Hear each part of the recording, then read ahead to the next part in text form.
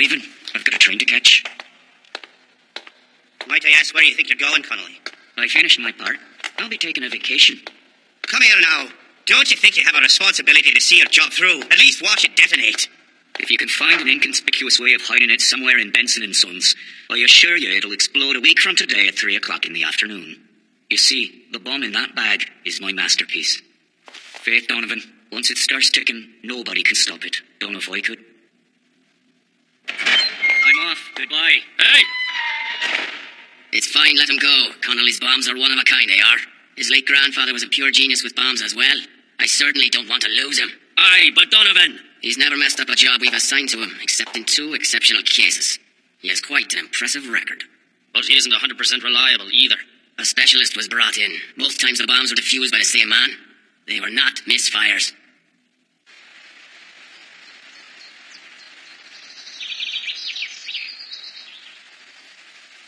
Now, you won't see a bus pass through this town for at least a couple of days. Yeah, I'm well aware. Oh, I see. So, travelling, are you? I'm on vacation. When you're young, that's the time to be travelling. I see. And, how old are you? Oh, I'm up there. 96 years old. Have you honestly enjoyed living that long? Oh, yes, so I have. When would you say was the best time for you? Now, I suppose. Don't you sometimes get bored of it? Not at all. I don't have time to get bored. I'm glad I was born. 'Tis a wonderful life on this earth. That's right, and there's more to come yet, that I know. Great Granda! Jimmy! Mammy says it's time to eat now. Thanks for letting me know, lad. I've got a little treat for you. It's the usual one. Have it after your dinner, you hear? You want some chocolate, do you? Yes, please. So, is it good? Everything tastes good, lad, when you're young. But 'tis different when you grow old like me. Nothing tastes good to me these days.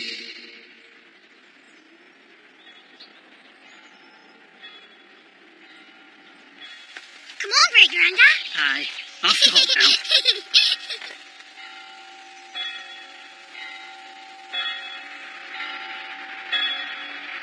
I'll take the other one, too.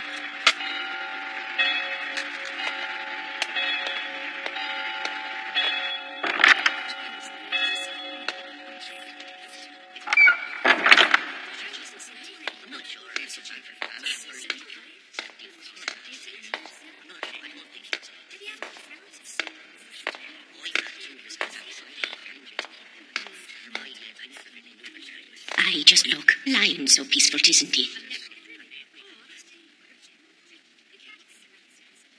Please, might I ask you to step up and offer him a flower?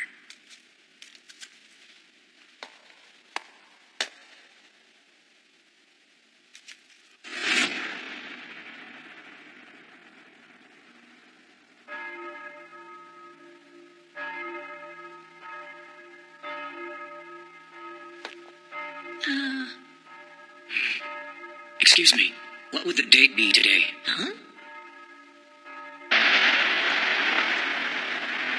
Wow, that must be a new item.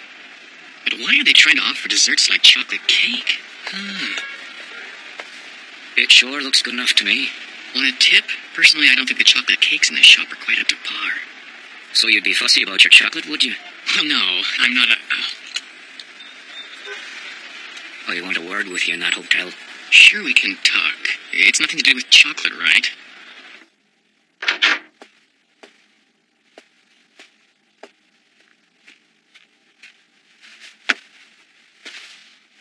Now let's open it up.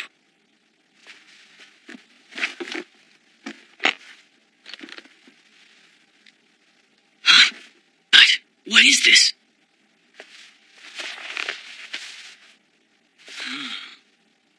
There used to be a terrorist in Belfast who created bombs that were almost impossible to defuse. This wiring is exactly the same. The only item I see missing is the explosives. The man behind it was Richard Connolly, which I assume is you. There were only 2 instances during my entire career when my bombs failed to detonate. In both cases, an officer in the SAS located the bombs and managed to defuse them in time. I believe that perhaps that officer was you, wasn't it? Yes, I think so, Mr. Keaton. I've been retired from the SAS for quite a few years now. It doesn't seem like you've come all this way just to murder me. That's correct. In approximately 2 hours, the Benson & Sons shopping centre will be totally destroyed with my specially constructed bomb. What was that? I want you to find that bomb and help defuse it. Huh? You must help me to prevent that explosion from happening. Benson & Sons is a renowned building designed by the young architect Roy Moore. The plan is to bomb the place today at 3 o'clock when it's packed with Sunday shoppers. That'll be a major catastrophe. That's right, I was here this morning trying to locate it, but I had no success. So, Mr. Connolly, why do you want me to put an end to what's obviously been your life's work? I'm getting tired of all this. Come back here. I'm just their explosives tick. If the bomb misfires, the worst they'll do is cut me off permanently, and I can live with that. What's the name of the terrorist who planned this? Can't tell you that. There may be a pattern to his methods. It would be a great advantage to us if I knew his name.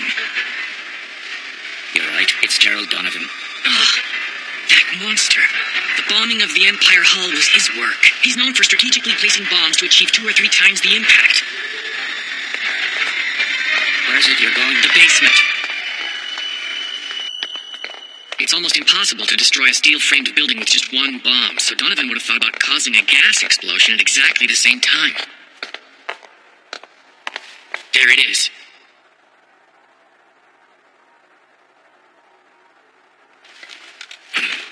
You're thinking that it looks like the work of an amateur, right?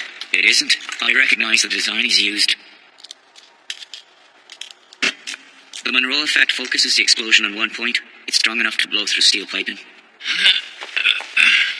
There's also a special device on the wires. The resistance of the circuit will alter if the wire to the timer is cut. The triggering device activates and sets off a sub-explosion. You have to snip the sub-device wire first. That's the only way to defuse it.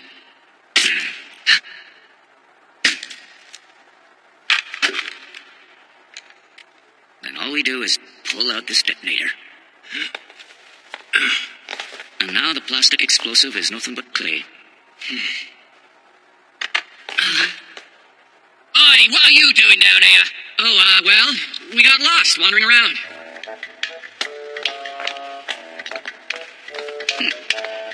One down, one to go, thanks to your fine expertise. Thanks, but we're gonna have to move quickly.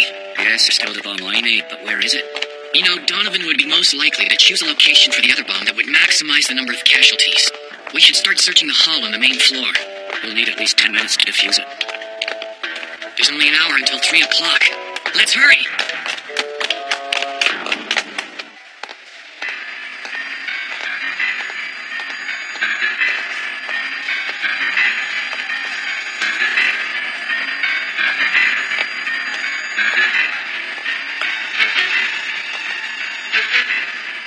May I help you? No, thanks. We only have 30 minutes. I'm sure it's somewhere around the hall on the main floor. Did you find the first bomb by using the same deductive reasoning?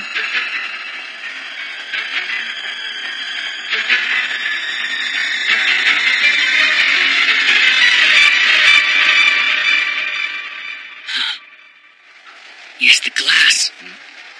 Glass being the most distinctive aspect of Moore's architecture. And the easiest and most effective way of killing hundreds at once. Spray shards of glass everywhere. Right, of course. To shatter the glass most effectively, the bomb should be set in the center of the building. So it would make sense for it to be up high. Huh? The promenade. Bet it's there.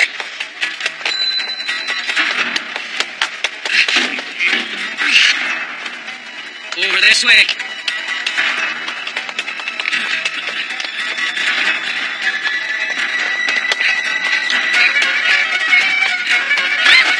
Hey, you watch out! Excuse us.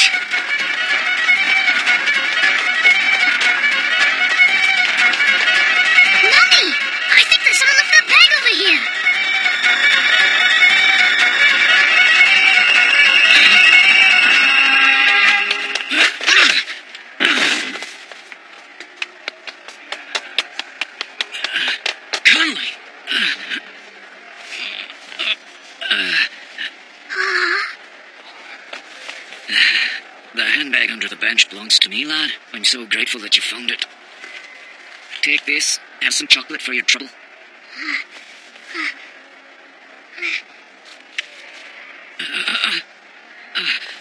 What's wrong? Are you okay, sir? Go. Be off with you now. This one has a vibration sensor. You can't move it suddenly. If you do, it's sure to detonate. Hey, are you feeling all right? You're wounded. Forgot the detonator was in my pocket. Not the smartest thing I've ever done in my life, but what can you do? There's only some 20 minutes left now. It's a sensitive job. You'll have to do it for me.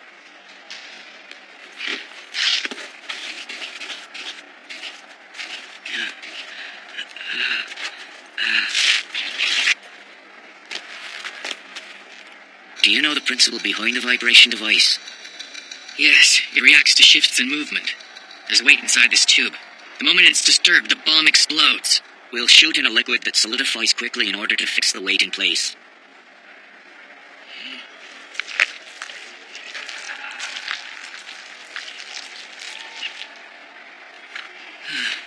A fine job. It'll take 10 minutes for it to coagulate, so let's talk in the meantime. So, what made you want to retire? Do you know Kevin Elmer? Yes, he's an infamous bomb expert. I thought he was killed in an explosion during a confrontation with the British. He was my grandfather. He used to treat me to a special bar of chocolate. Did it faithfully every Thursday up until the day he died. I was proud of him. It was an honourable way of living and dying. That's what I believed. We all did. Connolly? But I realise I was wrong. And sure, I've come to see it much too late in my life. Folks should be living their lives to the fullest extent they can. Our 10 minutes are up. I'll take over. Only I can handle this next task. Just remove the bag carefully.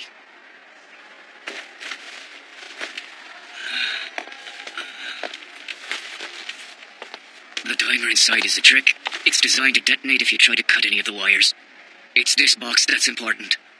In order to undo a screw, you usually turn it counterclockwise, but it seems it won't budge. And if you twist it clockwise, the bomb will go off. Twist it hard counterclockwise, it'll loosen and turn. The second screw is the reverse. You must turn it clockwise instead. If anyone made it this far in opening the box, they'd look in and be somewhat disappointed. As you'll soon see, it's primitive. There isn't even a timer. My grandfather invented the device when accurate watches were hard to come by. It all starts with the sulfuric acid pouring into the copper tank. The copper will melt after 5 minutes and will explode in another 3. We'll be taking the tank out before it actually starts melting. From here on, it's easy to stop it from exploding. Damn it. I thought there was enough time, but I'm too late. What? The copper's starting to melt. All the times I tested it to be off by 5 minutes. In 3 minutes, it'll be detonating. We won't be able to stop it now. No, we can't. Keaton, you move far away from me. I'll use my body to try to contain the explosion as best I can.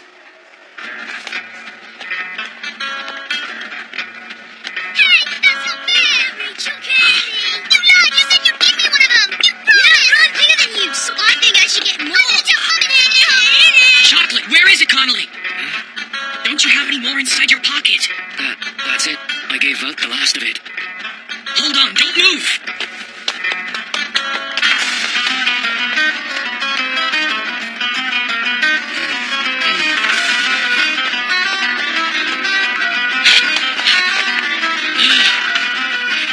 Hurry, please. I'll take 2 large bars of chocolate.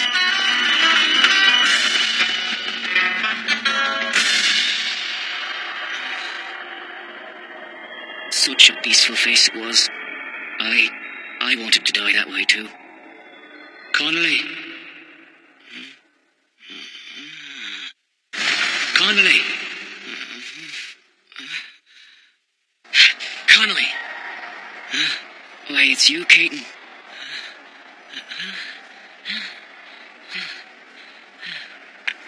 This bomb is designed to explode after a chemical reaction between sulfuric acid and sodium chlorate. Maillard reaction, caramelization, flavanol, along with sugar condensation. The ingredients in this chocolate may coagulate the acid and prevent it from exploding. You defused my bomb? Well, Connolly, the little boy you gave the chocolate to jogged my memory.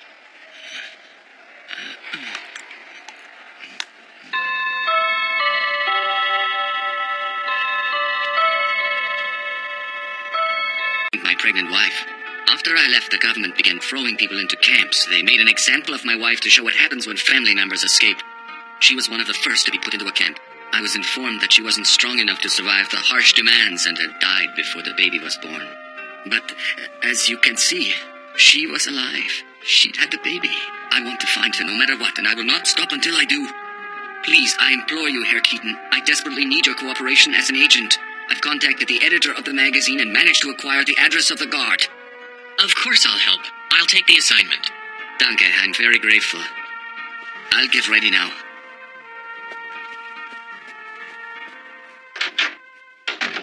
I'm sorry, sir. I know he can be hasty. It's okay.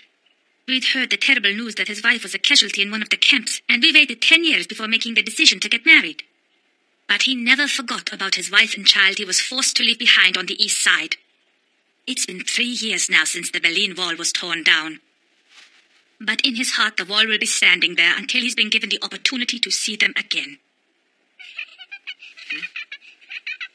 It's also a favor to me, Herr Keaton. Please do what you can to help him.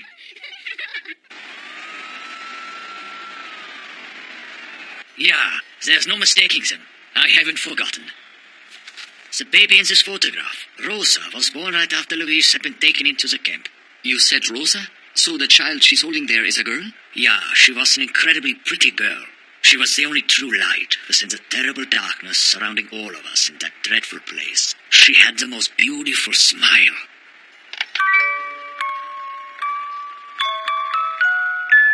After the hard days of forced labor, Louise used to hold Rosa close to her and sing along with the music box in her most soothing voice.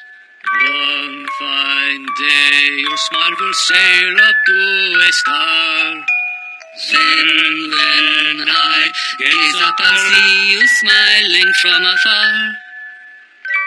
I managed to send a music box into the camp to bring her some comfort, and that's the tune from it. Ah. Can you tell me what happened to little Rosa after the experience in the camp? I'm afraid during the third winter, some of the prisoners died from starvation and exposure. Unfortunately, Louise... No. Did she suffer? I'm sorry you had to hear it from me. But Rosa, what happened to Rosa? Was she able to find a way to cope with the loss of her mother? I couldn't tell you, but I watched helplessly as that little girl cried and clung to her mother, who wasn't moving anymore. So sad.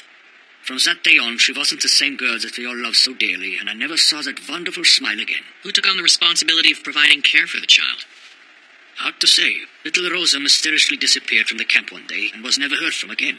She disappeared? But where could she have vanished to? I'm sorry, none of us really had any idea what went on there. Some talked about her being sent out for adoption, but that may have just been a rumor. Perhaps if you ask the commandant, he'll have more information.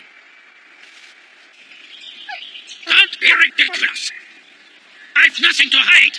I don't deny that I was the commandant, but you're sadly mistaken if you're accusing me of giving away a prisoner's baby for adoption. Get out of my sight. Hold on, Mr. Clausen, we're not saying that. Please, listen to our story. Where did you send my daughter? Where did you send my Rosa?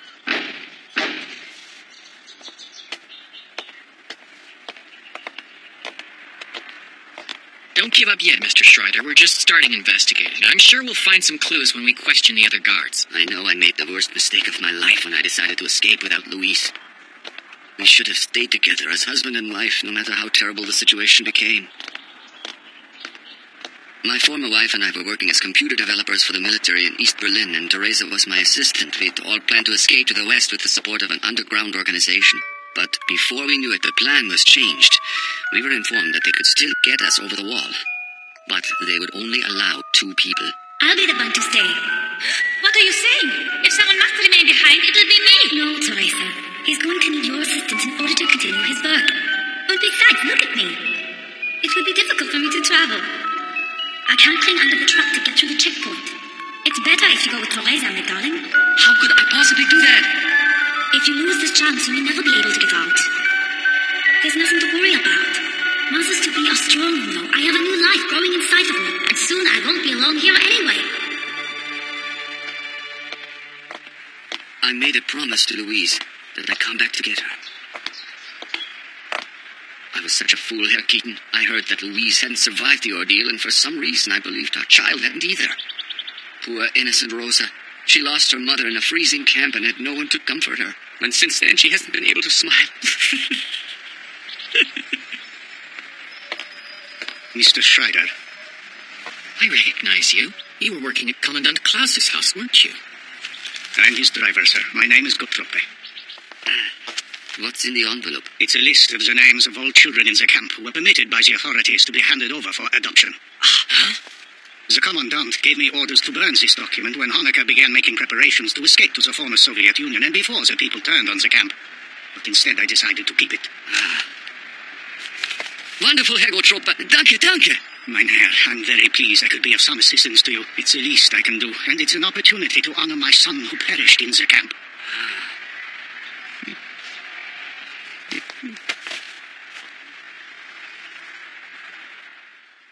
What? You tracked down the family who adopted Rosa?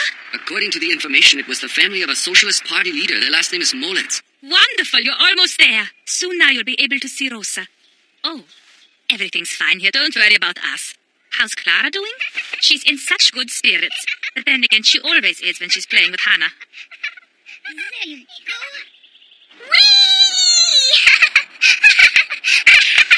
And go. Higher! Higher!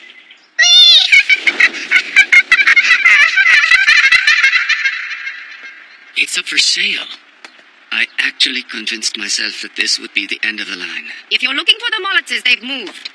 You wouldn't know where the family went, would you? I haven't any idea. It's a terrible shame that a great man like him who worked so hard for his country would be forced out of his own house. Did you see whether or not their daughter accompanied them? Are you referring to that teenager Charlotte? What do you mean, Charlotte? Are you certain it isn't Rosa? My guess would be that they probably changed her name when they adopted her. If you ask me, that Charlotte is a strange girl. Her adoptive parents raised her with the care and comfort befitting such a highly regarded family, but she was so distant and never grew attached to them. She had such a pretty face, but she never played with the other children, and she never smiled. She preferred to sit under the tree listening to a music box.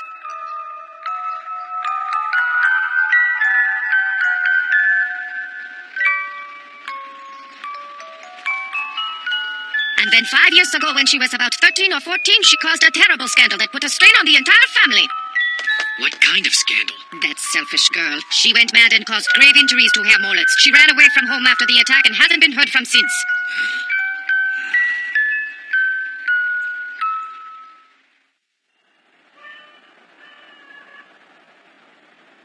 One fine day, your smile will sail up to a star.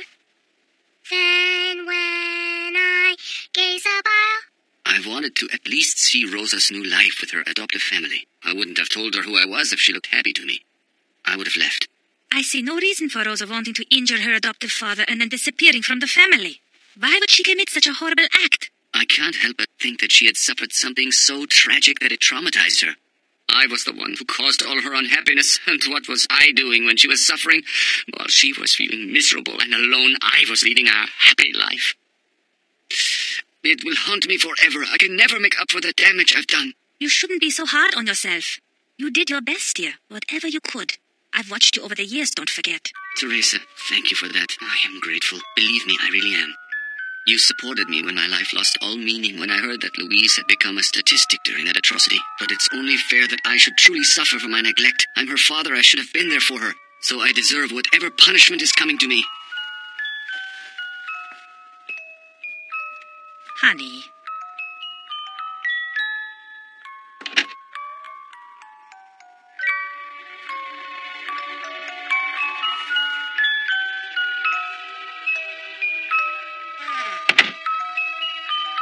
Honey, I want you to do everything in your power to locate her, no matter what obstacles get in your way. It's about time Clara met her big sister Rosa. My darling Teresa.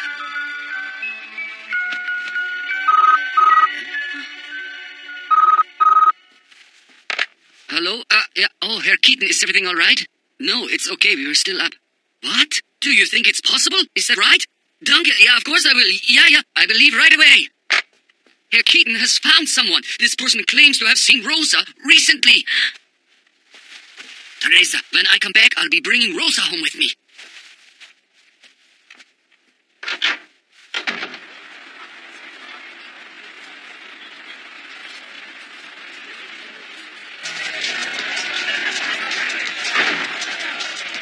So you're claiming that you're not a cop. And what do you want with Rosa? A relative from former West Germany. He hasn't seen her and he's trying to get in touch with her. A family member's tracking her down, huh? Then you let that relative know he's got to come to me first and pay for this scar. Huh? She's a crazy girl disguised under a pretty little face. She was sitting here in the club with this real sad look, so I thought I'd come over and be nice to her. Then she gave me this. What do you know? Except for the fact she turned you down, Kurt. I mean, that girl went through some serious stuff you couldn't possibly begin to imagine. Hey, don't give me that, because you were the one that laid your hands on her. Exactly like the disgusting guy who adopted her. What? What did you say? Her adopted father? And do you think there's even a slim chance of you telling us where she disappeared to? No, she packed up and left 6 months ago, and I haven't seen her since. Another dead end.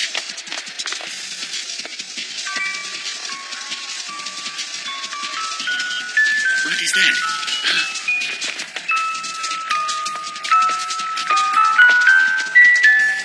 Rosa left me this music box. She said to consider it a goodbye present. She told me I could do whatever I wanted with it. Do you remember when that was? It was the night she was reading the newspaper article. The newspaper? An issue profiling a bunch of people who'd succeeded in business on the West Side. Rosa was reading about it one night. I mean, you are her real father, aren't you? You escaped to the West with some woman friend and just abandoned Rosa and her mother, didn't you?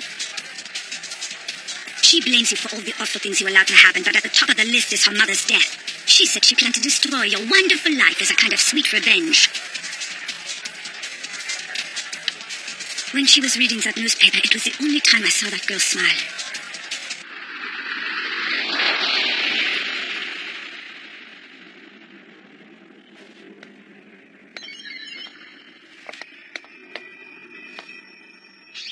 I mean, wow.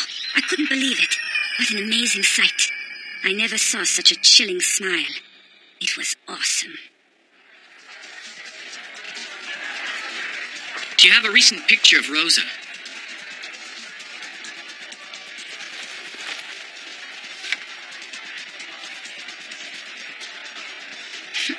You're kidding. You can't even identify your own daughter?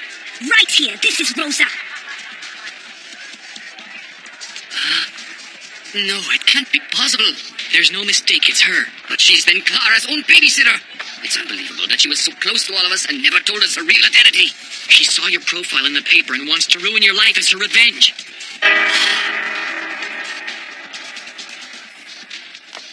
We've got to hurry! But...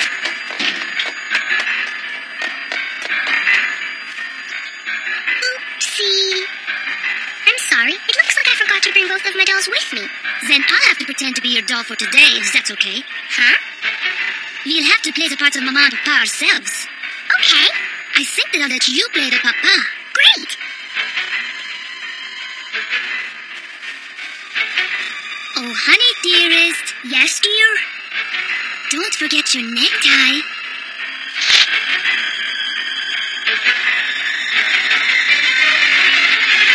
He gives you everything, but you never smile.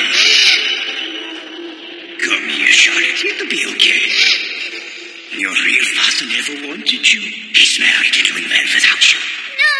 You don't have to be afraid of me. Charlotte. Now quit being so silly and uptight. I mean, your real father must be playing around with a young girl in the West.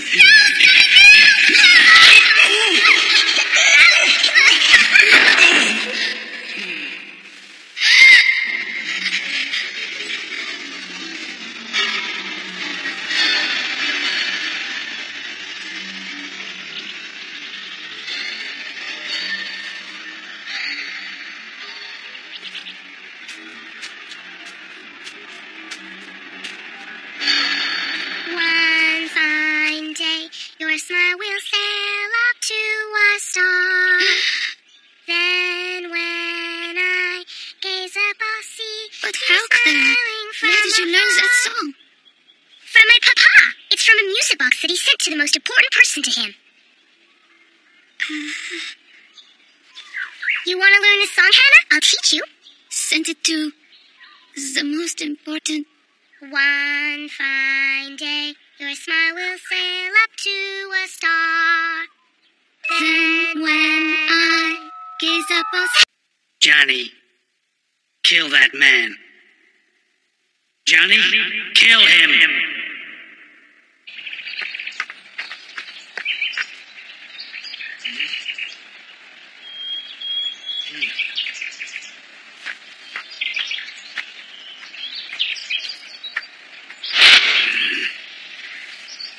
It's hot.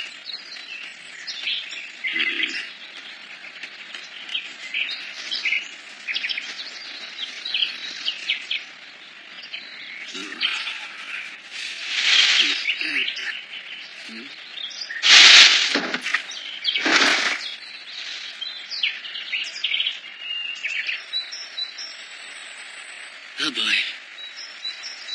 He promised he'd stick around here and wait for me.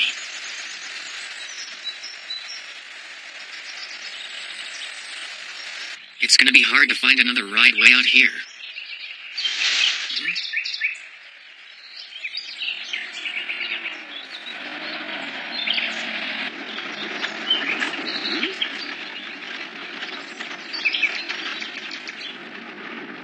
You know, we normally don't get this kind of hot weather around these parts.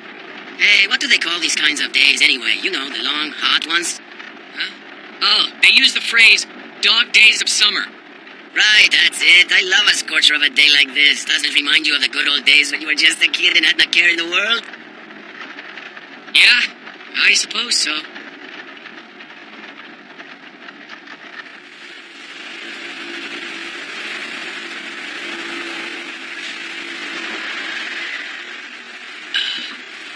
Phew. Excuse me, sir. May I have another one, please? Of course. Well, it sure is a hot one today. You're right about that. I tell you, the wine's going to turn to vinegar.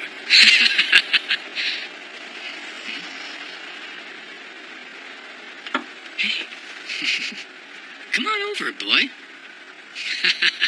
Hey. Good boy. Is this your dog? No, sir. I've never seen him before. Eh? Yeah. I'm heading to Pamplona, sir. When does the next bus come? The bus has stopped running for today. What? Oh, I can't believe my luck. You may still catch one. Another bus departs from the next town, but it will take you until dark to get there. Now, that's no problem. I'm used to walking. Then you should probably avoid the main road altogether, and just take the footpath along the riverside instead. By the river, huh? Do you have a hat I could borrow? No, I don't think so. Well, how about an umbrella? An umbrella?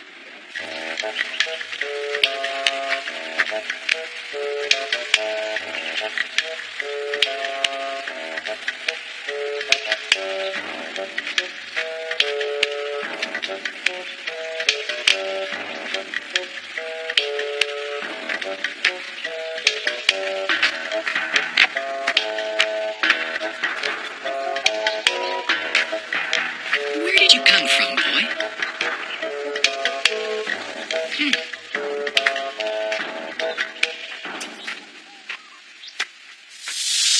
Don't follow me.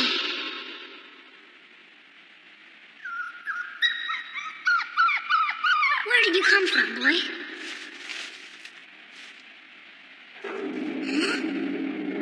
Look, you went into the other dog's territory and it made him pretty angry. From now on, your name's gonna be Taro.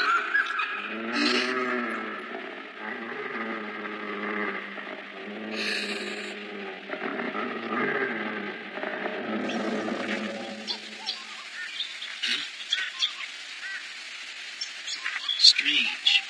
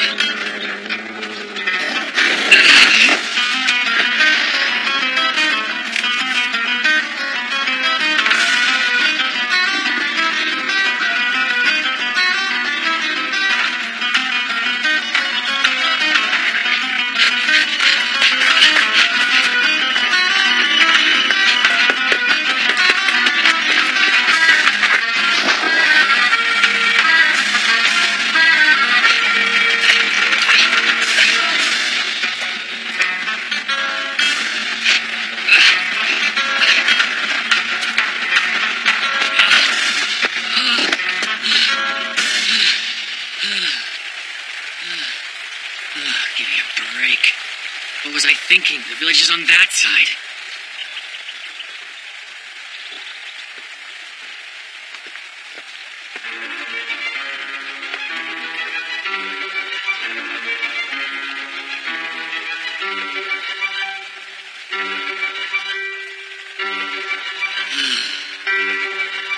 Okay, that's it.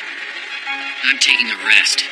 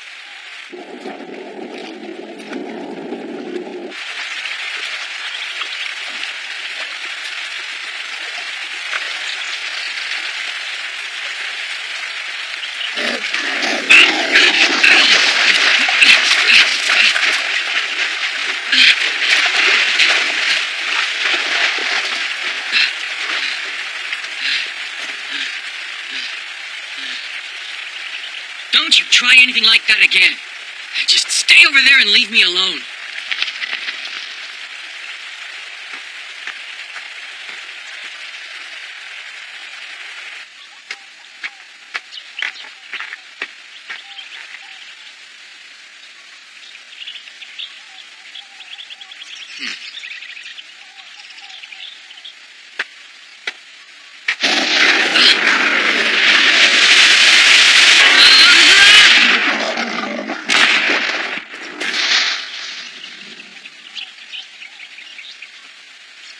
Hey there, are you all right?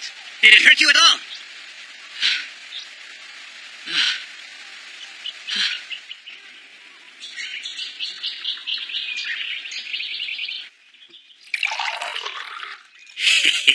Even canines can go crazy, especially in this hot weather. Do you really think so? Hey, eat and drink as much as you like. You need to keep up your strength on a day like this, my friend.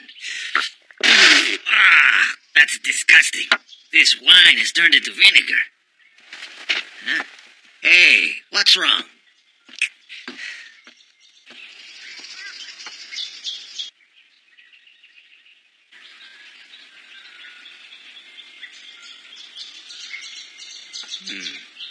That dog is back again. And even in this unbearable heat, he's not taking to the shade. I wonder if he's okay.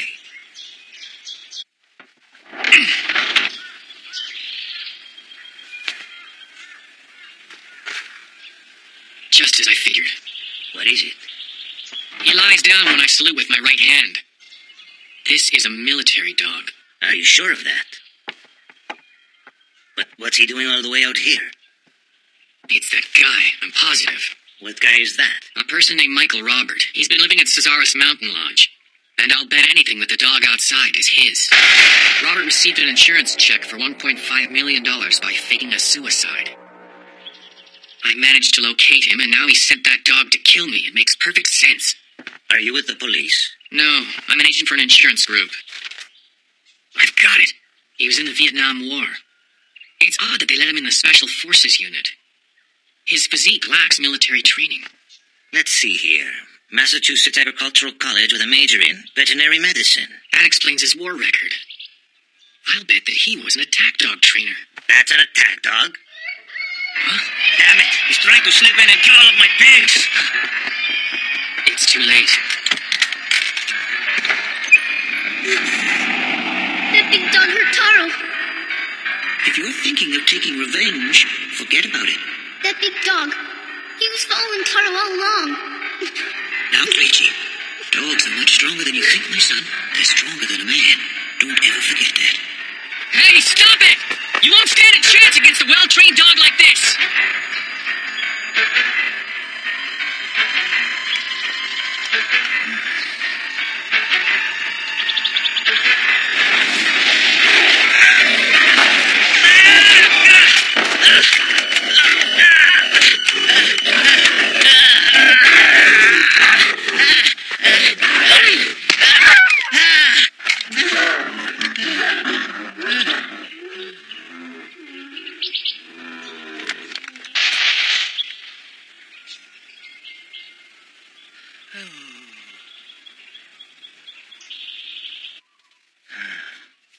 So, he was trying to take away my rifle. I have to say that's some dog. I agree. It received the same training as the U.S. military attack dogs in the Vietnam War. How do you know? Well, he went for the vital parts of the human body. Attack dogs are trained to do that. There's another characteristic about these types of dogs. They mainly use their fangs. It's their strongest weapon. You, the rifle, and me. In this case, he identified the rifle as the greatest enemy. But can they really make logical decisions like that? He won't do anything to us unless we make a move. Right now, he's waiting for nightfall to come. For a short period of time before infrared scopes were invented, the U.S. military had a lot of success using specially trained dogs. The soldiers would send the animals out in the middle of the night to systematically attack the North Vietnamese. Then that's it for us. We're trapped in here with nowhere to go. We've got to do something. Before the sun goes down. When it gets dark, the dog will then have the advantage, right?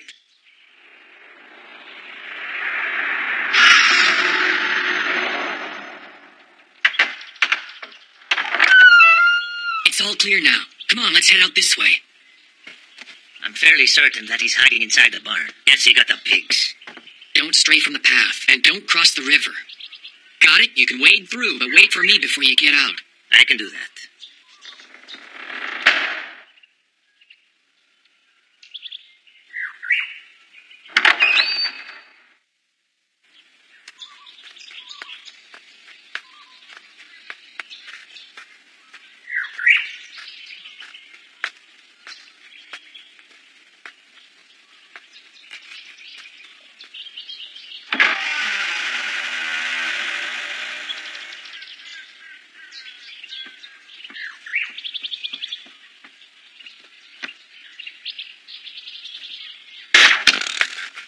Damn it!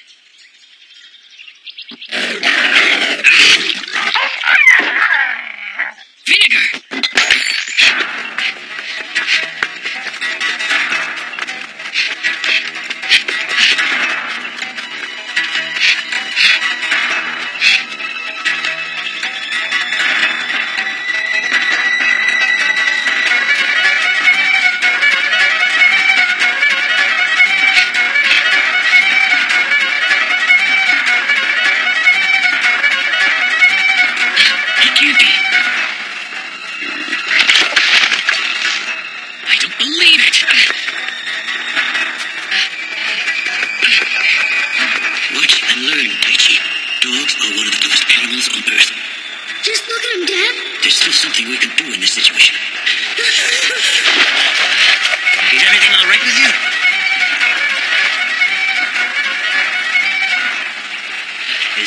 Too good.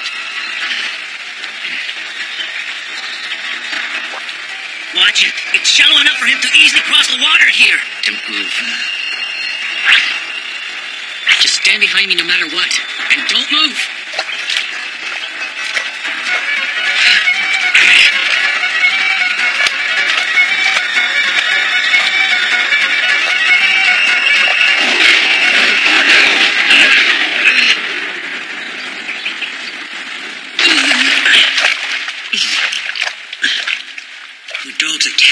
Expose their greatest weakness. You see this? They must capture their prey between their teeth. And that means exposing the tongue. If you grab it and don't let go, they won't be able to make a move. And a dog will die in a matter of minutes if held underwater. What should I do, Tai Chi? Kill it! Kill that dog! It tried to kill us, so it doesn't deserve to live. Kill it! Kill it, Keaton!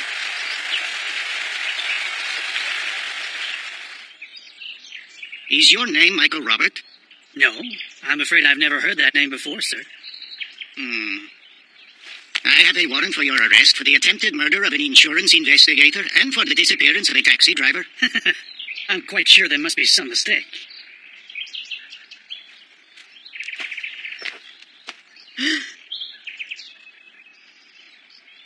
His power and privilege. Consequently, he paid the price and lost it all. Yes, he lost everything.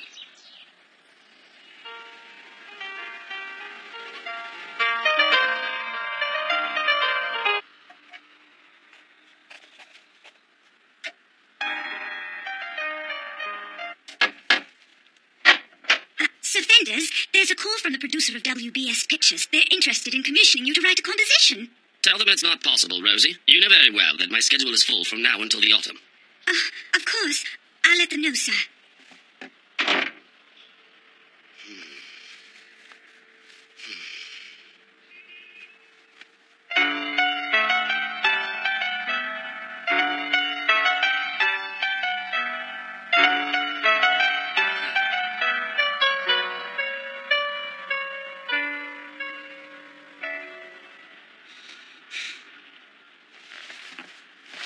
Of course, you're the expert, but I thought that was a nice little tune. It's not one of mine. Oh? That's from the one and only song my mother composed. I play it when I hit a wall or get frustrated. It helps me to relax. So, your mother was a talented piano player like yourself? Yes.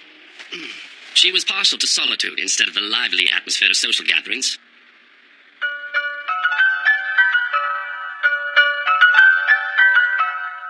She used to play the piano by the window facing the elm tree.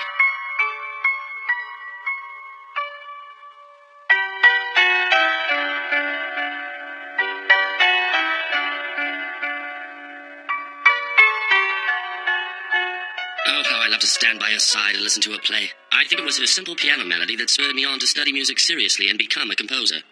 I get it now. The melody you heard your mother play was your personal muse, and later it helped to transform you into Robert Fenders, the popular composer. It was only a year ago that I was running around to companies with my demo tape. And just look at me today. I've never been busier, simply because a few pieces were given some recognition. So, tell me what you found out from the investigation I asked you to do. Of course. First, I should fill you in on the cause of your father's bankruptcy. He was forced to sell all of his property and possessions in order to pay out a substantial insurance claim. It can't be. They let the family go bankrupt from honoring an insurance claim? I knew that father was involved in business with Lloyd's, but I never thought that he'd go under. It's not easy to explain. Lloyd's isn't a regular insurance company. It's more of a market to centralize the underwriters as they engage in their transactions. In other words, this leaves individual underwriters open to unlimited liability in the daily business of insurance coverage. Over the past 10 years, there were several natural and man-made disasters. Even Lloyd showed a deficit, and some underwriters were unfortunately incapable of paying the insurance. And your father was one of those individuals. He was more concerned with the image of his noble family and took on a policy he couldn't afford. He got what he deserves. Is this the first time you've seen a son happy about a father's bankruptcy? No. 10 years ago, he forced me out of the house when I wouldn't give up my ambitions. So, how is father getting along? I bet he's bustling about the financial district trying to raise some capital to start up again. No, he's not. After Lord Fenders lost everything, he moved in with your sister, and every day he leaves her house at 10 in the morning. He takes a long walk and sits on a bench in front of his old mansion. He sits on a bench in front of the mansion. And then what? That's all, Sir Fenders. You're having me on. That man wouldn't just sit there and do nothing about it. You really expect me to be convinced otherwise?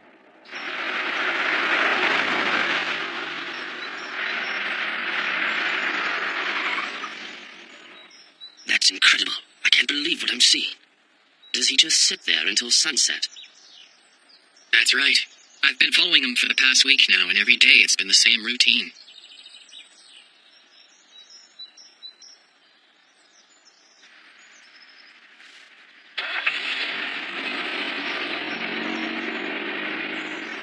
Aren't you going to stop by and say hello to him? No, I've decided not to do it. He doesn't even look like the same man anymore. At least not the one for whom I felt so much hatred. Stop it, Father! Hold your tongue. I refuse to let you devote yourself to this frivolous pastime. That's my music! What have you done to my song?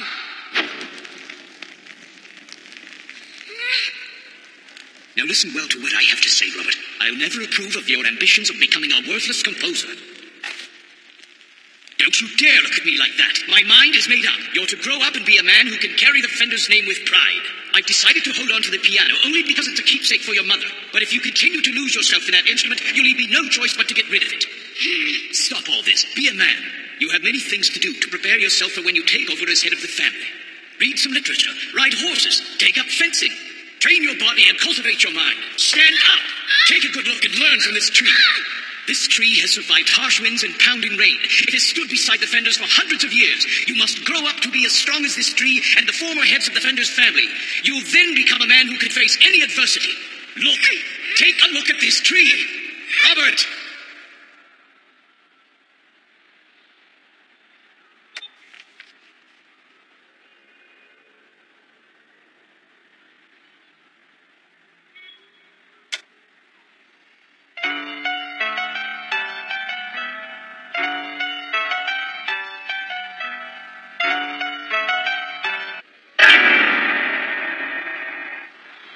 My father, is he any better?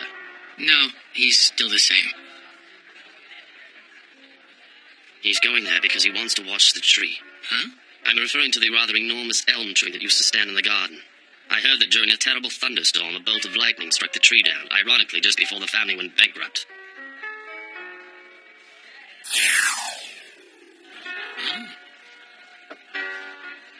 Evening, gents. It's on the house. Because I consider it an honor to have the famous composer Robert Fenders here in my establishment. Stop it, Malone. It's amazing, isn't it, when you stop and think that up until 2 years ago I was actually trying to make a living playing piano in this bar. But you struggled through those times, and now you're a success.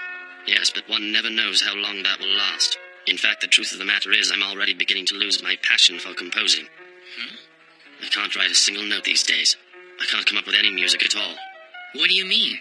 You're just worn out from all your hard work. I applied myself to establishing my musical career and struggled through all those years because the hatred for my father gave me strength. The strength to become a respected composer. I'll never forget that spring day when my father visited me at my flat. Why are you here? Well, what a charming little flat you're living in, Robert. What's the matter? It's fine. Go on with your composing. Even though I know for a fact it's rubbish that no one will listen to, no matter how much you attempt to promote it. I'd rather hear the sound of a broken washing machine. Well then, now gather up your belongings, Robert. Huh? I'm letting you back into the house. You should thank me for such charity, considering you've been quite content to live like some beastly sewer rat. I let you continue to tinker with the piano as your little hobby. For such an incompetent composer, it's a generous offer. I would take it. It was pure anger. Anger toward my father. It compelled me to create. I worked day and night, sitting at the piano, composing music. And I found success. But when I did succeed at my profession, he'd already gone bankrupt. I wanted nothing more than to laugh in his condescending face and tell him that I had won and he had lost. In the end, I wanted to see him endure the humiliation of seeing his son outdo him in the battle of wills. But now, I honestly don't think he'll either laugh or cry. I can't believe it. He was so pompous, so arrogant. He had such confidence in his abilities. But now he's just an old man who's become a shell of his former self. It's hatred. I need hatred to compose my music. Where is the father who nurtured all that anger for me so I could create my music? Huh? Where, Mr. Keaton? Simple hatred. Is that all there is left? What? Do you really believe that hatred is the only thing that lets you express yourself through music? Well, it seems to me that you need the wicked Lord Fenders to feed that emotion and bring back your inspiration. So we'll have to resurrect that man.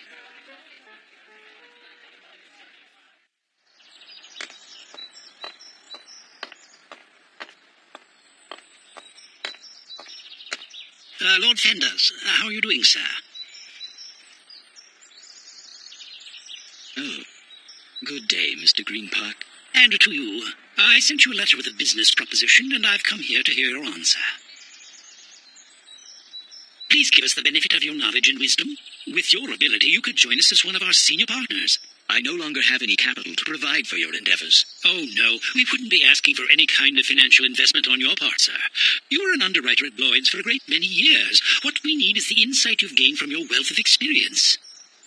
I'm terribly sorry, but I'll have to refuse, Mr. Greenpark. I don't have the energy to work as a businessman, but I do want to thank you for the kind offer.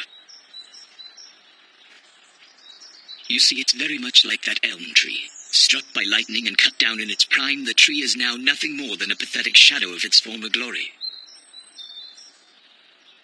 No, it'll never show its majestic stature again. Never. I'm afraid that Lord Fenders is a completely changed man. It would seem to me that he's been drained of all his energy. Just as I thought, Father's changed. Is there a chance that he figured out that I'm the one who arranged for you to approach him with the offer of a partnership position? No, sir. I sincerely doubt that. I believe it's impossible to resurrect the man. He's lost faith in his own strength. He persists in seeing himself in that tree. Don't compare him to that old elm. That man is not a damaged tree. He can't be. Yes, I couldn't agree more. Huh? But unfortunately, the sobering truth is that your father can't help but see himself in that way. I've got an idea. Why don't you take the initiative and try to bring the tree back to life? What? Don't be absurd. That elm was struck by lightning and destroyed. How can I? I'm sure there's something only you can do to make it happen. Huh? Listen, Mr. Greenpark, you know I have already refused your business proposition. Well, that's that then. But since you're already here, won't you at least join us for a drink?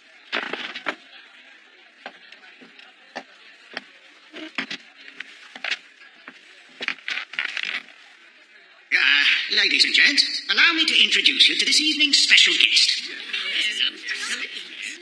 A composer as well as a famous pianist. Now, let's hear a warm welcome for Sir Robert Fenders.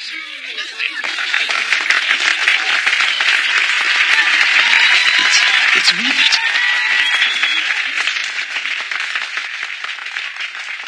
I'd like to play you a tune. None of you will know this personal favor of mine, but by the same token, it isn't a new one either. It's an arrangement from something I heard long ago, something special to me.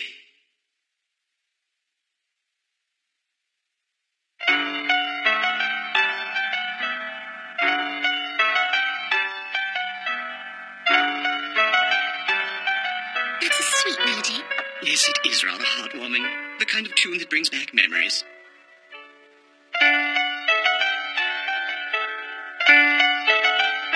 That lovely melody.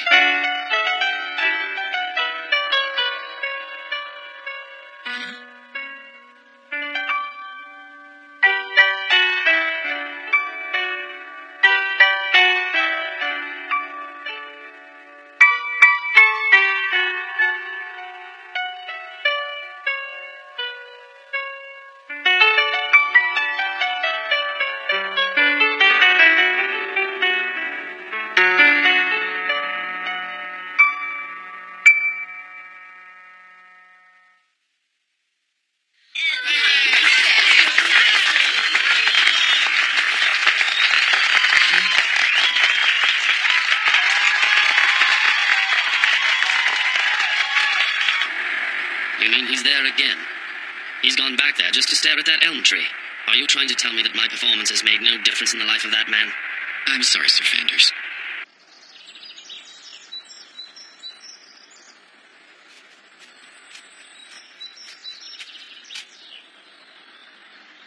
It's a pity this is all that's left.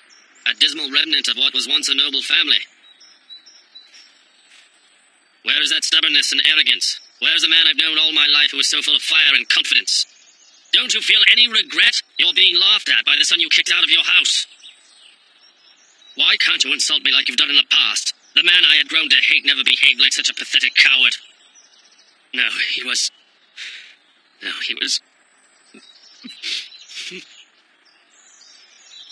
When I heard you play that melody, it occurred to me that this tree might be coming back to life. Although, how could that be possible? Once a tree is dead, it can never come back to life. Please don't, Father. But now, spring has arrived, and I found something unexpected.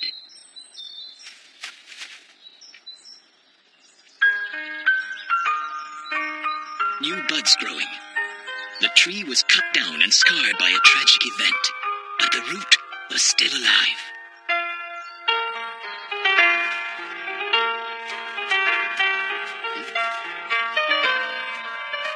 I've decided to accept Mr. Greenpark's proposition. I have...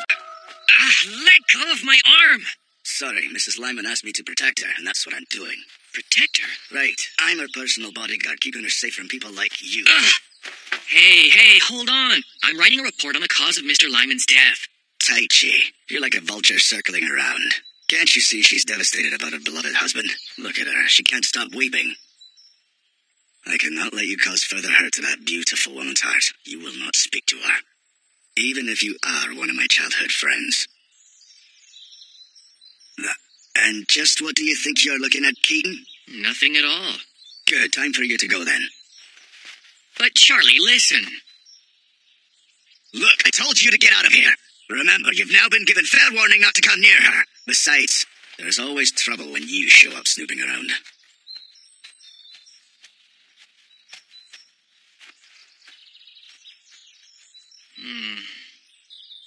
The victim's name is Edmund Lyman.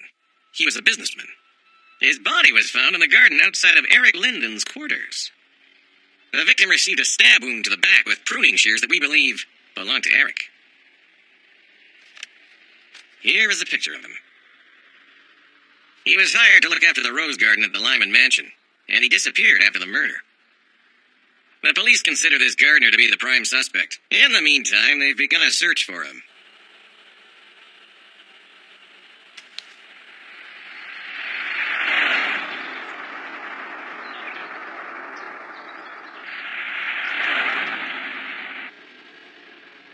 I can't believe it. My husband was actually murdered by someone we knew. Edmund was the light of my life. How can I ever live without him? My lady, if there's anything I can do... Oh no! What's wrong? The brakes aren't working! We're not stopping! Watch out!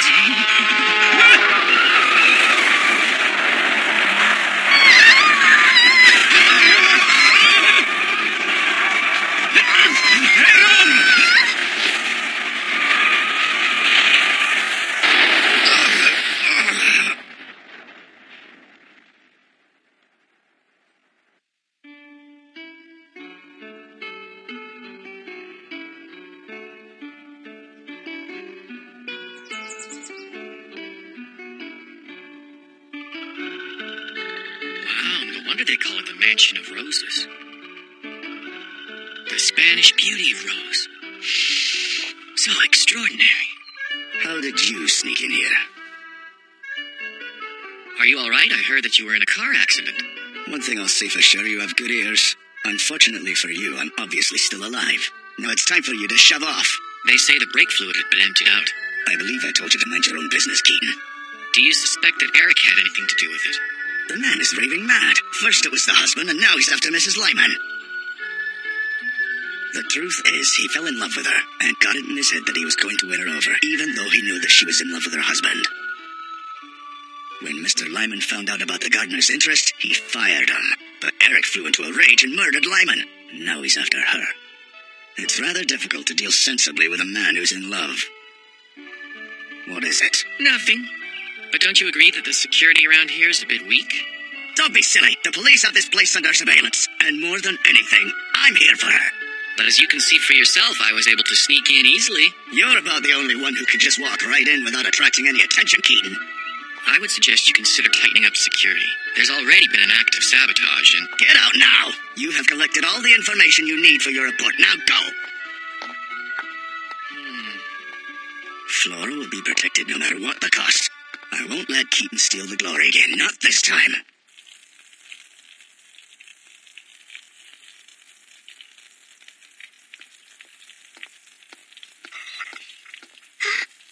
I only came here to ask if you are all right.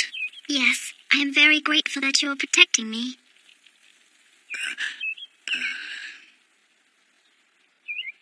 But it's too dangerous out here. I strongly advise you to keep a low profile for a little while. Yes, but when my husband was alive, he worked hard to create this magnificent garden.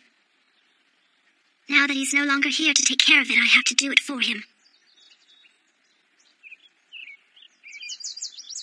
Your husband was content sharing his life with you. Huh? Do you know the significance of the white rose? Trust, that's what it means. Huh. Think of me in the same way. I want you to trust me to protect you.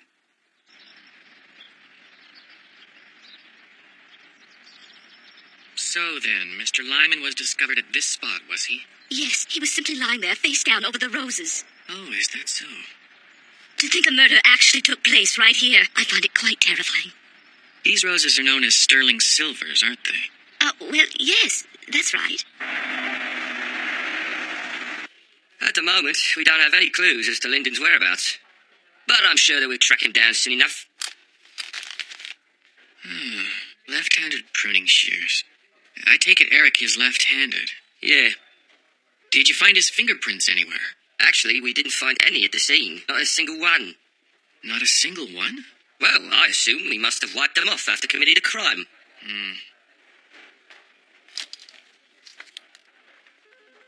Pictures of the autopsy. Is anything wrong? He's got so many scratches all over him. Of course he does. I mean, he fell into a rose bush.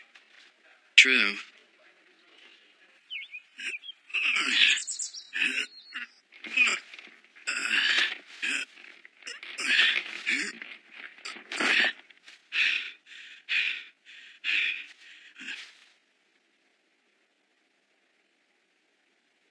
Flora.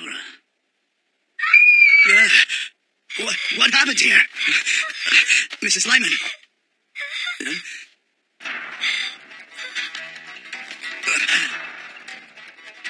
He's dead. Poisoned. Where did you get this milk from? It was delivered this morning, as it always is. What? Are you sure? It was Eric. Eric must have done this. It's gonna be fine. Just remain calm. I'm scared. So scared. I think I may be next. I promise. I will be right here to protect you, Flora.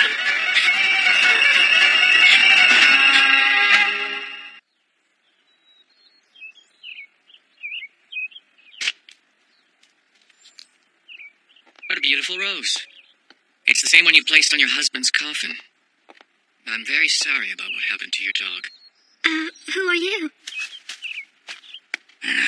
Hey, Taichi! Trying to sneak in here again?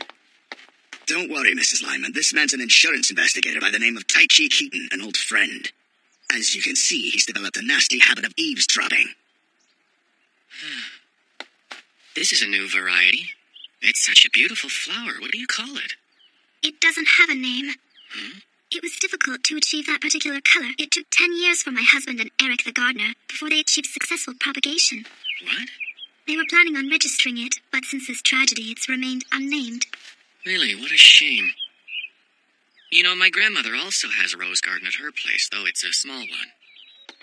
So I know it's very difficult to take care of roses. Yes, it certainly is. In the wintertime, there's fertilizing, pruning, and grafting. In the spring, you must exterminate pests and provide extra nutrition when the flowers bloom. But if you give roses too much plant food, you run the risk of spoiling their color. Yes, you know a great deal about this. It is the difficult work and full-time commitment that makes growing them so satisfying. Yes, growing roses is certainly satisfying, that's a fact. My mother. Oh, yes, my mother. She enjoys gardening. But it's roses she loves most of all. Excuse me. The earth here has been freshly turned over, hasn't it? That's right. A different type altogether was blooming there, but we dug them up for the new roses. I wish I'd seen them.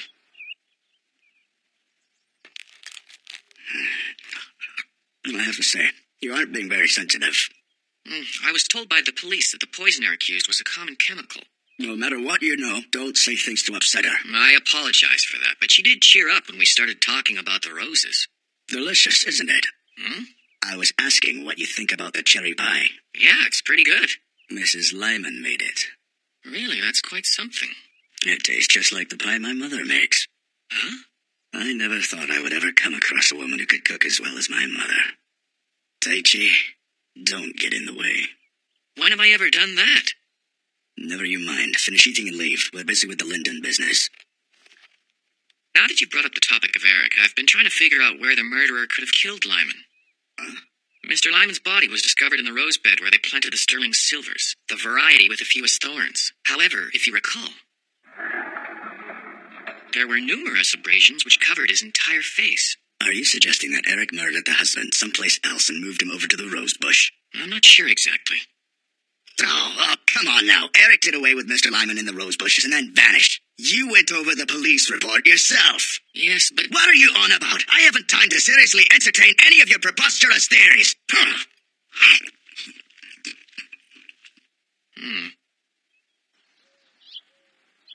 I see.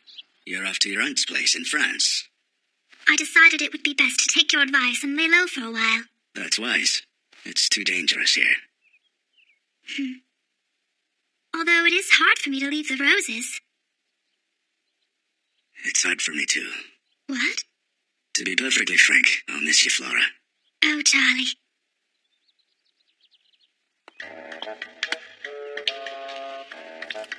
That hurt.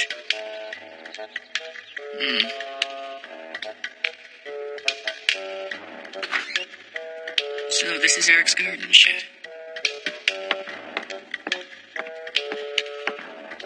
Chemicals. This is the same one that was mixed with the dog's milk. What's this? They've already investigated those bloodstains. They're Eric's. Eric's blood? He may have cut himself or some such thing while he was pruning the roses.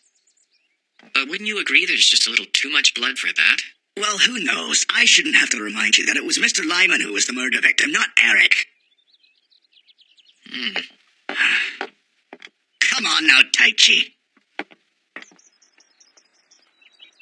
What are you saying? Eric's already been murdered? How? I thought it was unusual, going to the trouble of wiping prints off the pruning shears. Why would the murderer bother to do that when there was so much incriminating evidence everywhere else? So I gather you're suggesting that someone else had their prints on the pruning shears. And created that blood stain. Then would you like to tell me who had the motive and opportunity to tamper with the brakes and do away with the dog?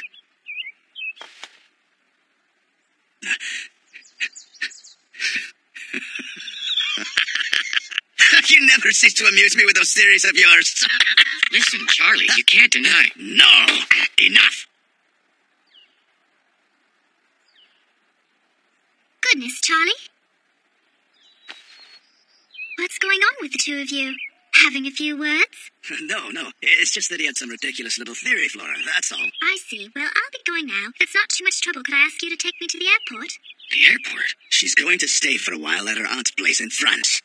Come on, let's go.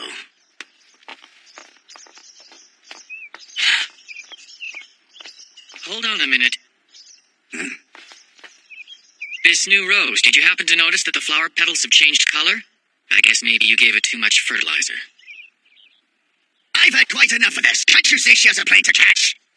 I think you should cancel your flight, Mrs. Lyman. Taichi! Until the police have had a chance to do a little digging.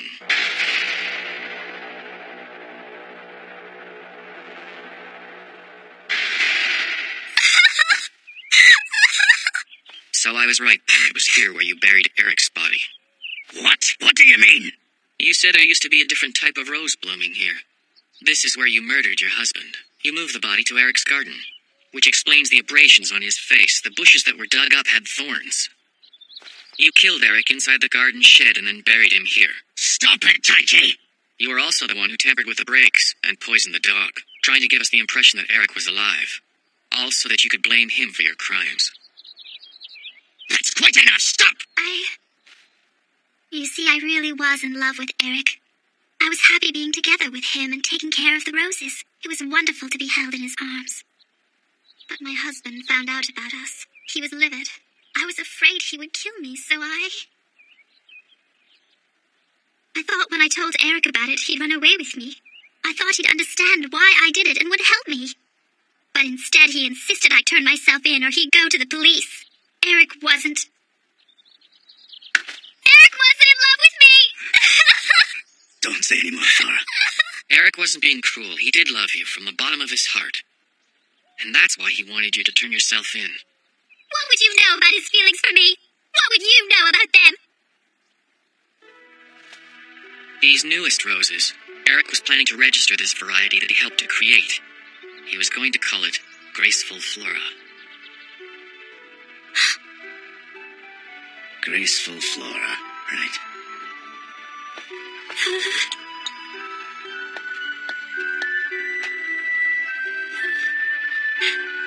That's must take him to a proper hospital. He needs care and treatment. Think we should? Huh? Wouldn't an incident like this cause you a lot of trouble if it were made known to the public? Well, yes, that's true, but... I'm his doctor as well as his friend. I'll do my best to help him out. Let me see to it, Mr. Bennington. You've been through enough. Thank you. Oh, thank you so much. That's awfully kind of you, Dr. Gillard. Mr. Travis, I can't tell you how sorry I am for what's happened. I know. I'll do whatever I can for you. I give you my word. Please tell me if there's anything you want from me. Henry, I do think you should get some rest. Oh, my. Yes, of course.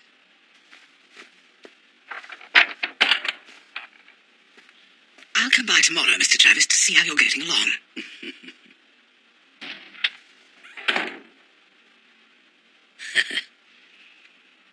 Well, Henry, your muscles deserve a break, so why don't we loosen them up? With this physostigmine.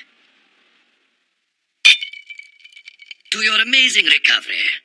You sure are a top-class faker, mate. You're even able to decide if it's necessary to break your bones. I suppose you thought it best not to this time. You didn't break anything at all. Yes. Well, this target certainly seems easy enough to handle, right? We could get a fortune out of him. Don't be so hasty. We collect our money by keeping the accidents low profile, so when we disappear, we don't leave any evidence behind. Some fakers draw from the insurance and create a paper trail. They're second-rate. Wait, no. They're third-rate. This target teaches at Lambeth College and is a strong candidate for Chancellor. Reputation is very important to him now. That's right. People who are unsure of themselves tend to worry about their reputations. Not that I'm complaining, because it gives us plenty of opportunities.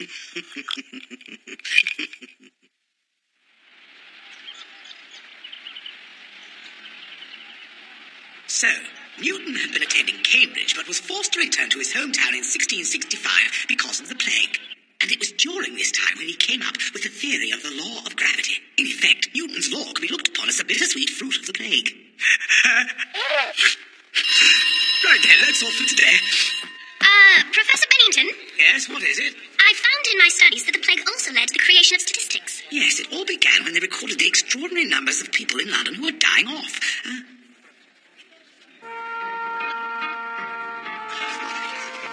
Well, Professor Bennington, there's been some talk about you. You bought the 180-volume lanyard collection on the history of iron production. Yes, but that might have only added more fuel to this unmitigated nightmare. 4 years have gone by since you left college, right? Yes, I see your lectures are still popular with the students.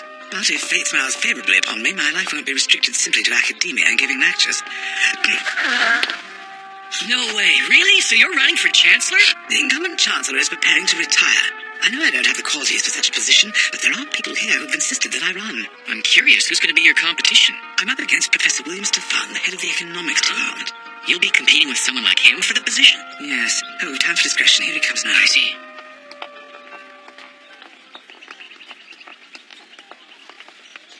Well, hello, Professor Bennington. And who might your guest be? Nice seeing you again, Professor Stefan. It's been a while. What a marvelous surprise indeed. How are you, Mr. Keaton? Tell me, I may be mistaken, but weren't we recently looking for a temporary instructor? Wasn't us. He didn't come all this way for a job. If you really must know, he dropped by here specifically to pay me a visit. Glad to hear it. Mr. Keaton, a pleasure. If you encounter any problems while you're here, please come and see me. Excuse us. The son-in-law of the Chancellor as your competition. That's tough.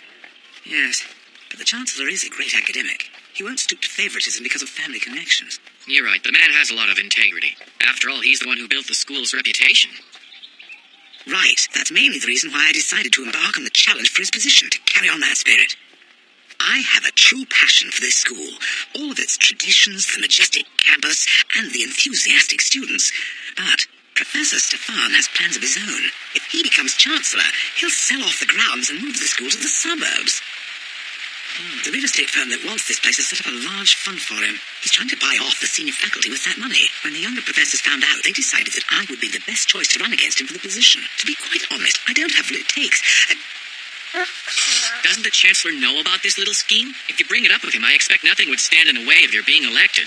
It's difficult to find any proof, you see. Besides, I have a deal with the professors who nominated me. I would only agree to enter the race on the condition that I compete fair and square. But now it has become more than a simple matter of running.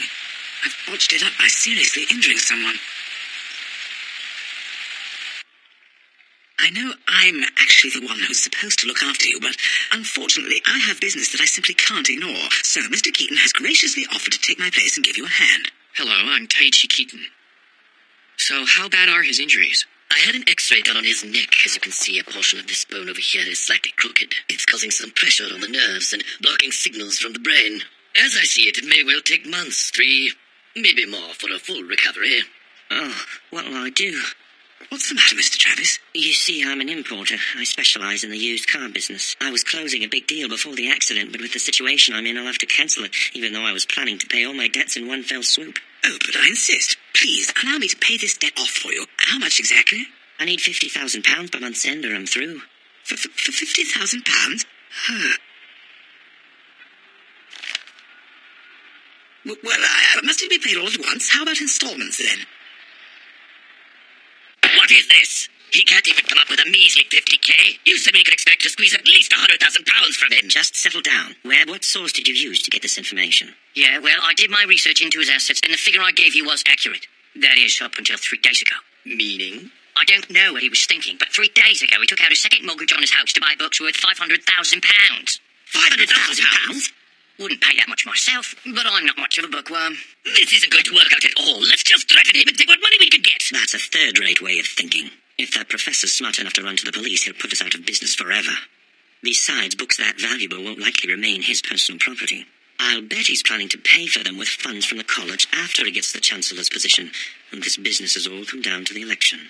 Webb, find out any pertinent information on the candidates. Right. Hello, Professor Bennington. I thought you should... Is something wrong, sir? I may love this campus, but perhaps I'll really have to say farewell to it. Huh? Professors who were on my side had a change of heart and have now officially switched over to Stefan's camp. I suppose I'm fighting a lost cause. 70% of the faculty are on our side. It seems your time has finally come, Professor Stefan. Consider the job yours. Well, you can never be too sure. Now then, if we can just get a scandal on Professor Bennington, we just might finish him off.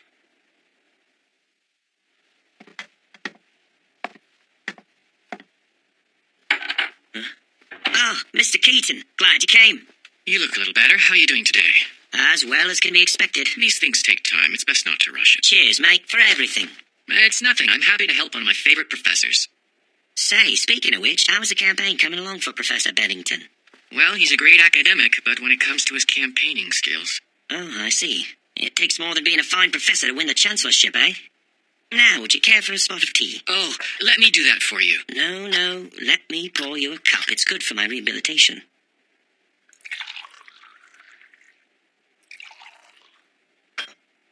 Here you are, then. Thank you. I'm so sorry. Are you all right? It's fine.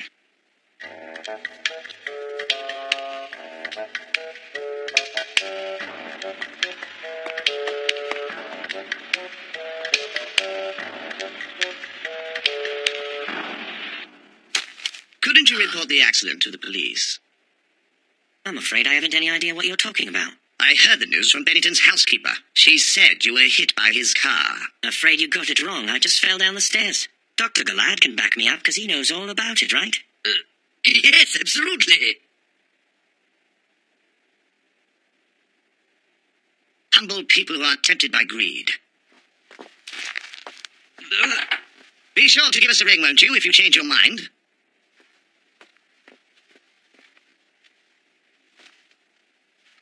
Well, it looks like you got acquainted with the college competitor. Oh, I figure the bloke got his degree from the black market because he's much too cunning to be a professor. Oh, yes, he could be a corporate CEO. One lesson he's learned is that the world revolves around money. He just threw down a wad of bills, and I'd say there was at least £4,000 there. We should have taken it. Try to see things in the long term. A police report means hard evidence. That is not for first-rate fakers. Listen to reason. Well, let's go see Professor Bennington in his natural habitat. What? What are they doing there? It looks like some students stopped him and he's giving an informal lecture now. Not a single care in the world. So here is the differential equation that Euler discovered. It goes like this. Professor? Professor, you all right? I'm so sorry. I didn't mean to run into you. I'm fine. It was nothing. Are you sure your back's all right? Oh, bother. He's a kitten compared to that man who stopped by. He doesn't have what it takes for the chancellorship. We have to guarantee that he gets elected. Time to pull out all the stops. The first stage in our strategy is to have you write a letter for us, Webb. A letter? Who's it going to? To the Chancellor, my friend. Come in, it's open. Is there something you want to see me about, Father? William, Professor Stefan, it's been brought to my attention that a certain party is accusing you of corrupt practices and bribery. I don't know what you're talking about. I have this letter from someone who's provided details. See for yourself. This is a complete fabrication, of course. You're not going to believe this slanderous letter over me, are you?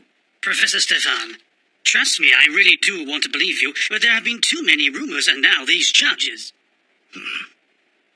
What?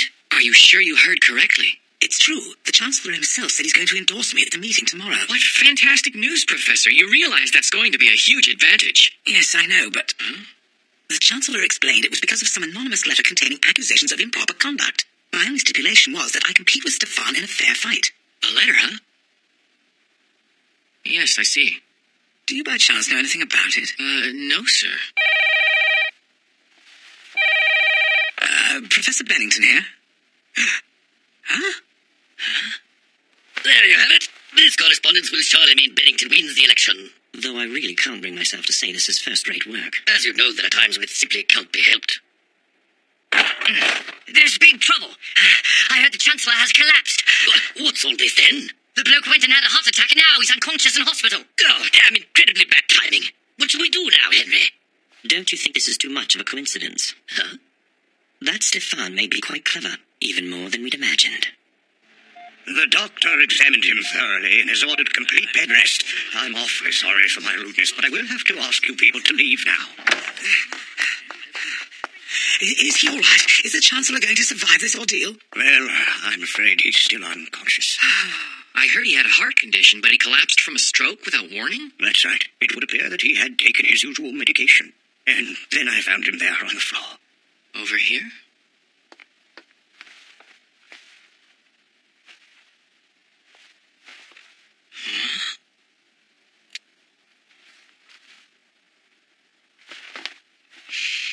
A strange odor. Doesn't smell like the nitroglycerin used to prevent heart attacks. Just what are you saying?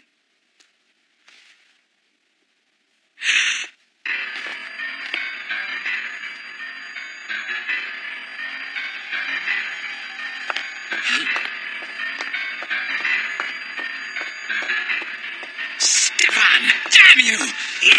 You switched medication, man! What do you think you're doing? You can't fool me! Look at this capsule! What exactly are you getting at? What does that pill have to do with me? Think you're clever? Professor! Please! Sir! Well, do you have any physical proof that I did this? I can't believe a sensible professor like you would behave like this.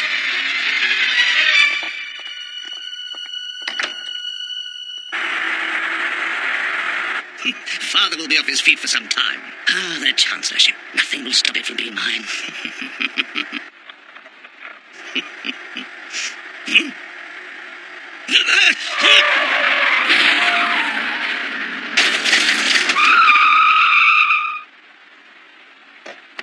Well, of all the horrible luck, and at such a sensitive time.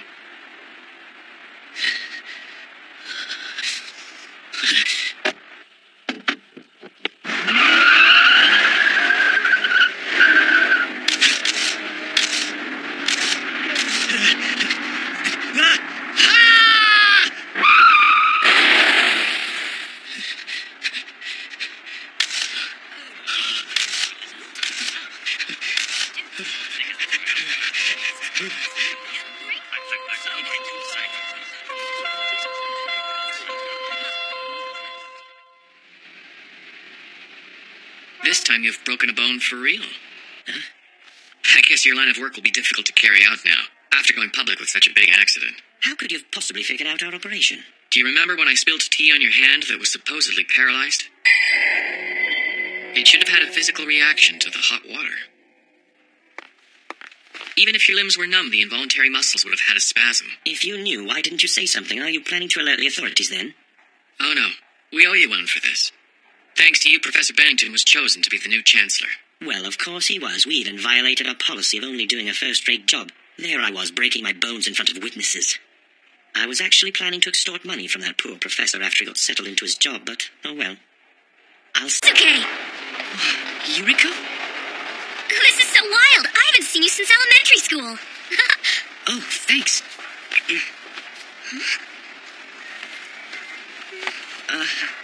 What's in there? Well, it's,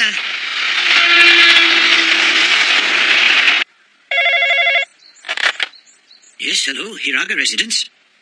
Oh, Yuriko, what are you up to right now? What? Did I hear you correctly? You want to know about places near Tokyo where you'll find hawks living in the wild? Yeah, I had a hunch you would know.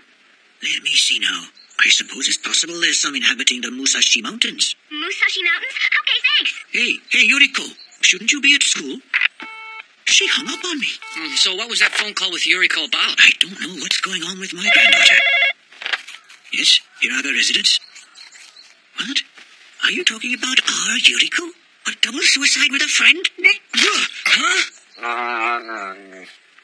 Call the police! I can't stand this another minute. We have to call the police. Hold on for a moment. Why don't we all just calm down? How can you say that? Why would you want me to wait? I think we'll sort this out if we just settle down and... You realize how crazy you sound? This is a matter of life and death. I even have his will in my hand. Maybe my boy, maybe Shinsuke is already... Mrs. Funase. Come on now, get a hold of yourself. Okay, then. So are you saying that a friend of theirs spotted your son and my daughter riding the train together, and this friend was the last person to see them? Yes.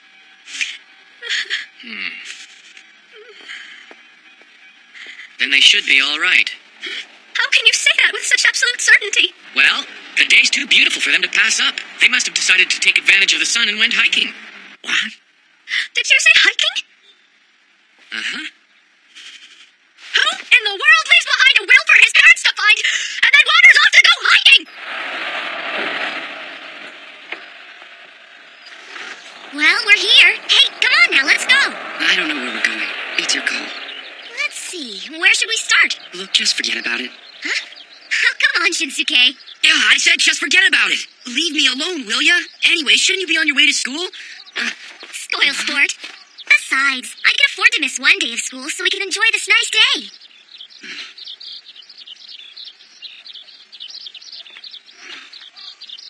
You think it's nice?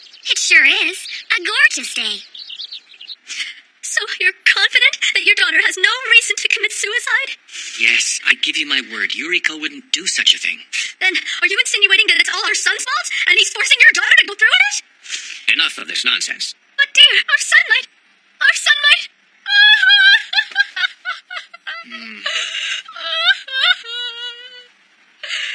Mr. Hiraga? Yes? I have something important I think I should show you. Could you come with me? Uh-huh.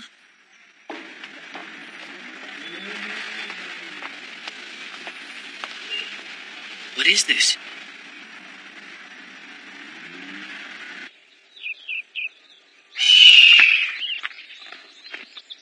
I guess you must be starving, huh? Oh boy, was I ever surprised to see you had a hawk hidden in your knapsack. Am I ever glad we came here?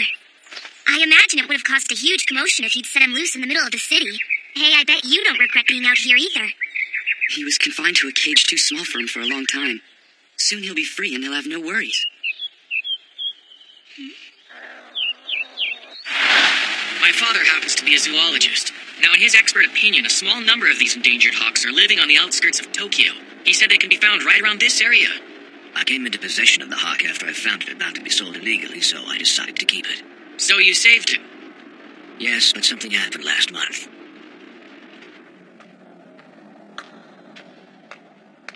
Shinsuke?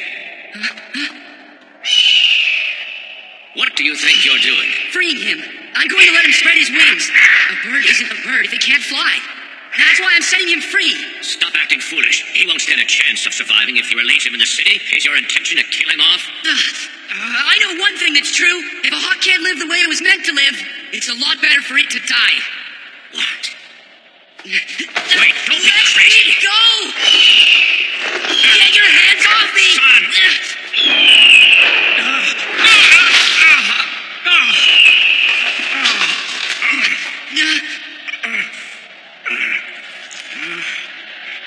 what you deserved. That's right. You were asking for it. Look at this small cage. Locking him up in there is wrong. He's trapped in it! If anybody's to blame, it's you! Maybe he was worried about college. Entrance exams were coming up. And what was he planning to study? Medicine. After thinking about his career options, he decided that he wanted to join me in carrying on with my work at the clinic. But lately, for reasons I still can't explain, his grades have begun to slip. Look, there it is. The endangered hawks live in those mountains. My guess is that Shinsuke and Yuriko are probably heading in that direction. I'm sorry for his selfish behavior, pulling your daughter into this mess. You must be so worried. Not at all. I have a feeling when we find those two, they'll be just fine. Right from the beginning, you've been very calm, almost nonchalant about what's happened to them. There's no reason to worry. I don't get much of a chance to see her because I live in London, but there's not a day that goes by that I don't think of her smile. Is that so? You know, now that I think of it, it's been years since I've seen Shinsuke smile.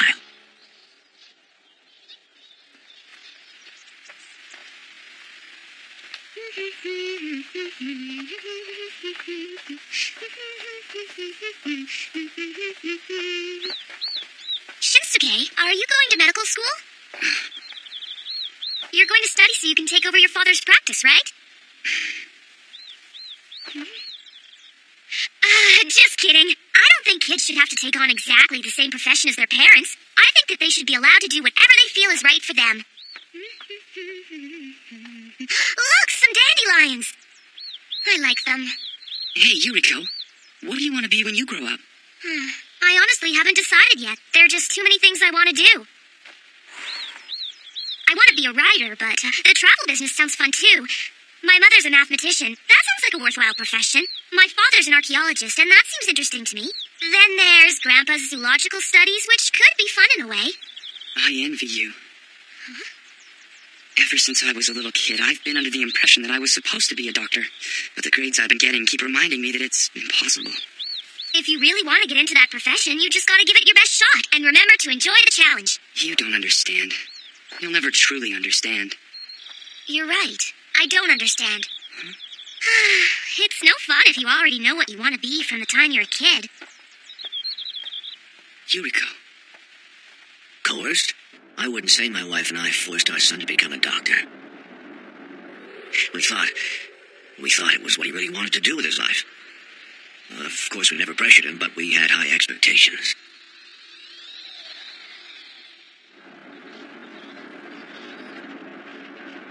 That may be the reason. He might have been trying to live up to our expectations and was pushing himself.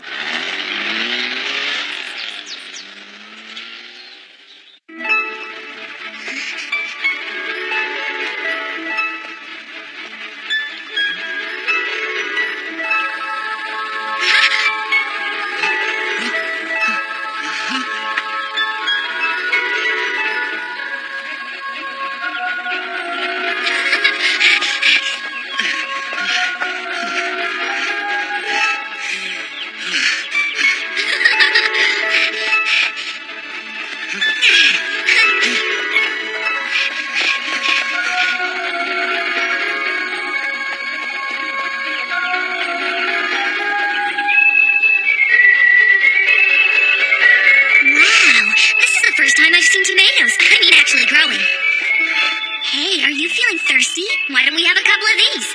Hey, we can't do that because it's wrong and we'll get caught. They won't mind. It's only 2 tomatoes. But isn't it still the same as stealing? It looks so delicious, doesn't it? Hey, you! Stop stealing my tomatoes!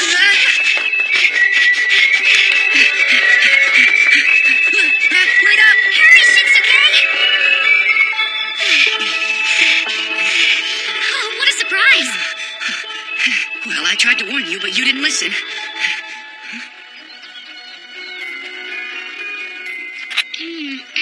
So delicious! This is really good. Aren't you gonna eat it?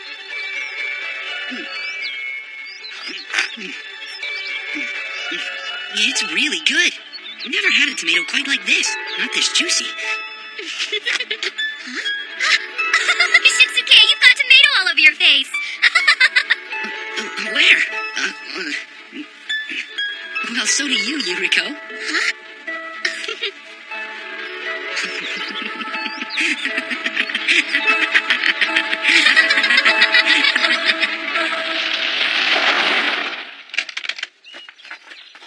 It's the end of the road.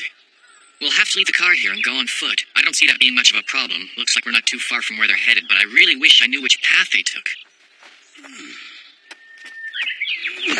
Damn parents these days letting kids run wild. Excuse me? Huh? What? I wanted to ask if you've seen two students around here. A boy and a girl who might have been heading up into the mountains to release a hawk. What's that? Did you say you're looking for two students? Yeah, that's right. First, I want you to answer my question. What do you have to do with them? Well, we're their fathers, sir. They're with you? Hey, you owe me! My Shinsuke stealing tomatoes?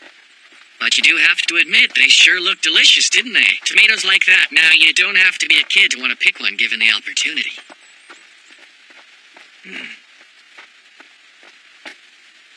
This must be the right way. From the looks of it, they've been around this area. If a hawk can't live the way it was meant to live, it's a lot better for it to die. He's trapped in here! If anybody's to blame, it's you! I'm beginning to understand what he was trying to tell me. All along, he was comparing himself with the hawk that needed to be free, and our expectations with the cage that stifled him. Shinsuke has come here to let the hawk go, and then kill himself. You're worried about nothing. It's okay. If he finds it too unbearable to live inside the cage, he'll find something that suits him better. What if he tries but fails in the end? Then should we expect the worst, that he'll just... He'll be all right. I have a strong feeling he'll find a sky where he belongs. A sky where he can discover who he is.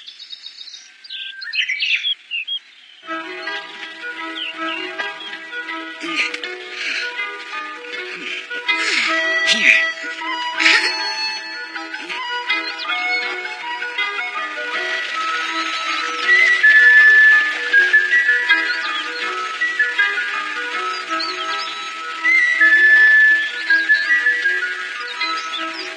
Congratulations. You'll be free to fly now that you're here. I shouldn't say this, but I was planning to kill my father. My father kept this poor bird locked up in a cage, and he also tried to keep me in one even though it wasn't visible. However, deep down I knew I didn't have the guts to go through with it. So then I planned to set the hawk free and kill myself instead of my father.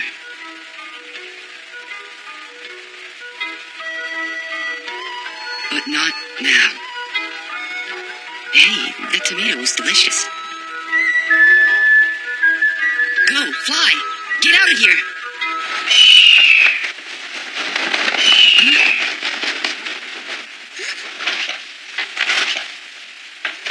But why?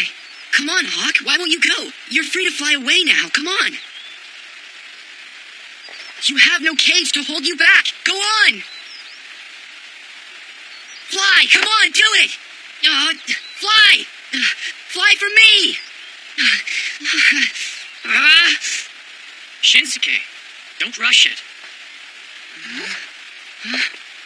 Dad! It takes a little time for a hawk to adjust to the wild after it's lived with humans. Shinsuke, the hawk doesn't know how to hunt. If you simply free him, he'll starve to death. If you really want to return him to the wild, you have to bring him here several times. You have to teach him survival skills, even just the basic things like how to fly and hunt. Would you be willing to do that?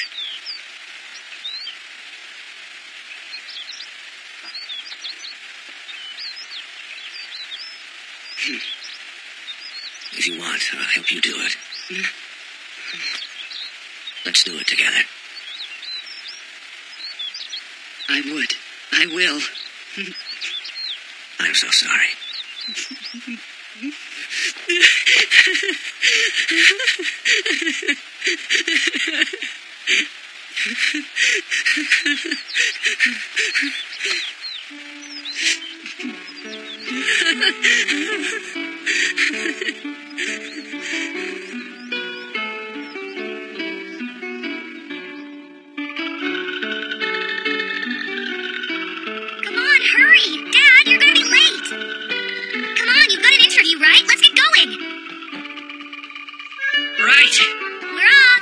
Okay, be careful. Dad, you have your socks on inside out.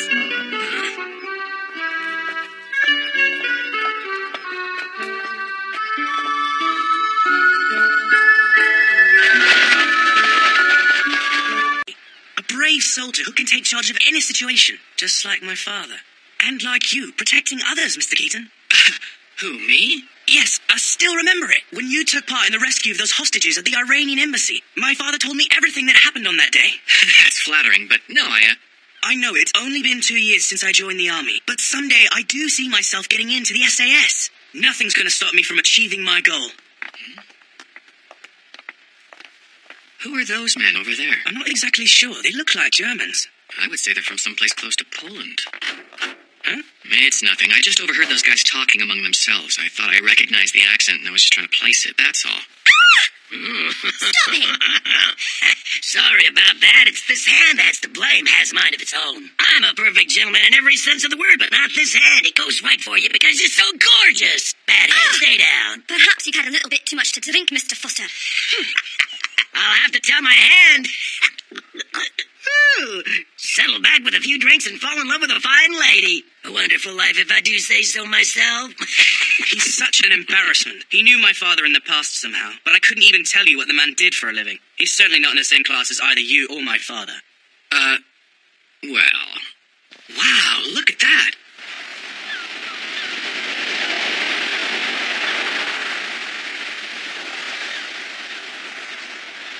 It's amazing. I can't believe the tide's coming in so quickly.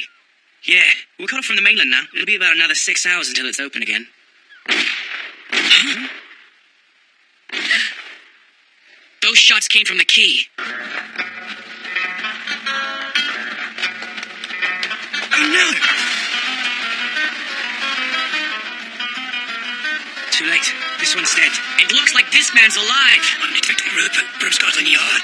You must contact the police straight away. It's urgent. Stay with me now. Look! Our only boat is drifting away. What on earth do you think happened here? Hurry, we need to get this man to the hotel. Huh? Right. Jonathan, ring up the police at once. A man's been murdered. Hey, did any of you hear me? I said a man's been... Huh? It's bad luck for you, but I'm afraid all the phone lines have been cut. Come on now. You must ring the police. Dan, if they hadn't let the boat drift off, we'd be out of here by now. What's the rush, Otto? He's going to die anyway. Yes, Mr. Holman. While the tide is high, there's no danger of anyone here leaving the island. We must wait until the sandbar reappears in 6 hours. Let him enjoy these last few hours of life.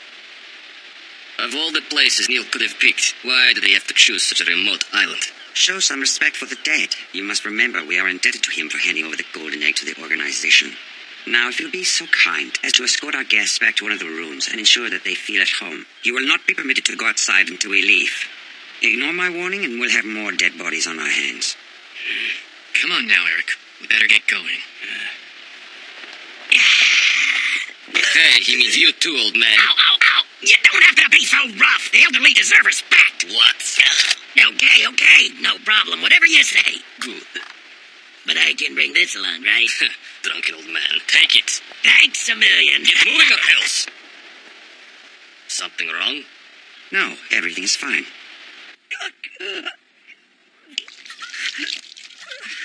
I need more sheets. Right. Hey, don't waste it. That whiskey's very precious, I'll have you know. Have you been listening to yourself? This man here is in critical condition. Well, I guess fate just dealt him a bad hand. This was bound to happen because he didn't size up his enemy and use appropriate force. You have a lot of nerve to say that about someone who risks his own life to protect others. Stop it, Eric. But listen! He's right. It's just as he says. I was mistaken. They weren't anything like what I expected, and I was foolish to think I could handle them all by myself. But, sir, who was the man that got killed on the quay? And do you have any idea who those men out there are? Members of the Polish Mafia, that's who they are. The man who's been shot dead was their contact and went by the name of Oscar Neal, a researcher for Lessing Pharmaceuticals. Stay still. You don't have to say anything right now. Neal was meeting them. He brought a floppy disk containing stolen data on a secret new asthma cure. He was supposed to hand it over to them. This was their prearranged meeting place for the handoff. As soon as I saw the disc, I thought I would take charge. Hold it! The time is up! Raise your hands! But then, they tried killing you, huh? And Neil was taken care of because they didn't have any use for him. The Polish Mafia. I've heard about them, but I wasn't aware that the syndicate was now operating within the United Kingdom. Why would organized crime be interested in a cure for asthma anyway? The stimulant methamphetamine. It's a byproduct that's created during the processing of the medication. They think they can make money selling it on the street once they study the formula and can figure out how to mass produce it cheaply. I see now. So that's what this is about. They're planning to get involved in trafficking in Eastern Europe and Russia, right? You have to remain conscious, Detective Rupert. He's not going to pull through if he's got to wait 6 more hours in his condition. We have to try to make contact with someone on the outside. Is there another boat besides the one that drifted off? There's an old wreck still sitting somewhere in the back of the boathouse. However, I wouldn't count on it being seaworthy.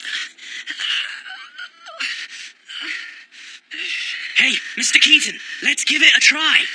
After all, they're just a bunch of criminals. We, on the other hand, have combat training, which gives us the extra edge. I'm sure together we can get the upper hand. First, we need to subdue the guards. Are you nuts? You want to die? Listen, kiddo, you're seriously underestimating those clowns. In the end, you're going to get shot just like the detective here. What do you know about strategies and tactics, old man? I am a serving member of the British Army. And for your information, Mr. Keaton was in the SAS. Back off! You're useless!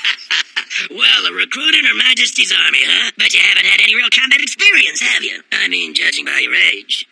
I think you'll discover that Mr. Keaton and I agree on this one. I'm afraid Mr. Foster is right. We shouldn't do anything yet. Mr. Keaton? They aren't any ordinary gang, no. The way they move, the way they handle their guns, they're trained in combat. It would seem to me, Eric, that they were probably in the secret police or a special operations force. If we make our move now, I doubt there's any chance of us pulling it off successfully. Then you're suggesting we just sit around here and watch this detective die? Oh, why not? One man may be sacrificed, but as long as we don't rock the boat, everyone else in this room gets to stay alive. You are testing my patience. I have no intention of becoming a casualty, kid. You coward! You're just afraid to put your life on the line, that's all! Tell me why I shouldn't be. I'm a coward, so of course I'm afraid. Because! There were brave men all around me, but bravery didn't prevent them from getting killed. I watched them die before my eyes, one after another. Forgotten in the end, only I was left. Listen, kid, would you like me to let you in on a simple little secret that helped me to survive this long? You need to identify those situations that call for cowardice. The only thing I'd be happy to risk my life for is love. Oh, Helen, I'd be willing to give up my life for beauty such as you.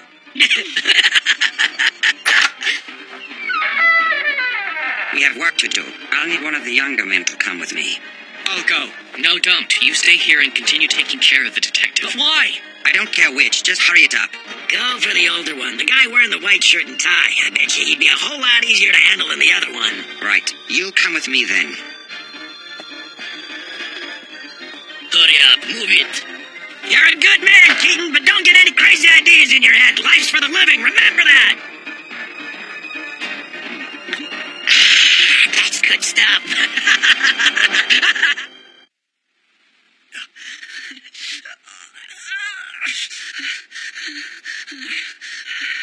I hate to say it, but he looks bad. He's lucky. He's not bleeding as much as before, but I'm worried.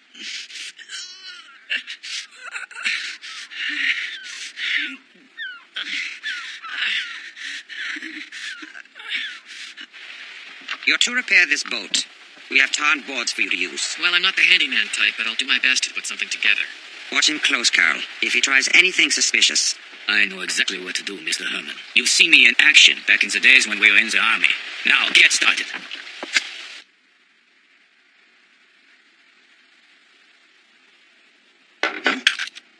Could I have a glass of water? No, you cannot. Detective Rupert won't last much longer. I'd like to at least give him a drink of water.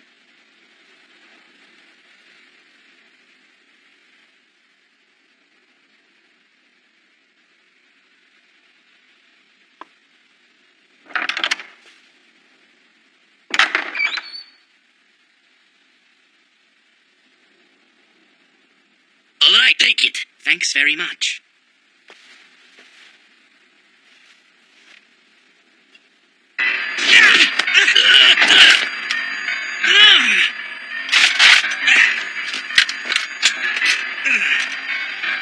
I commend you on your bravery.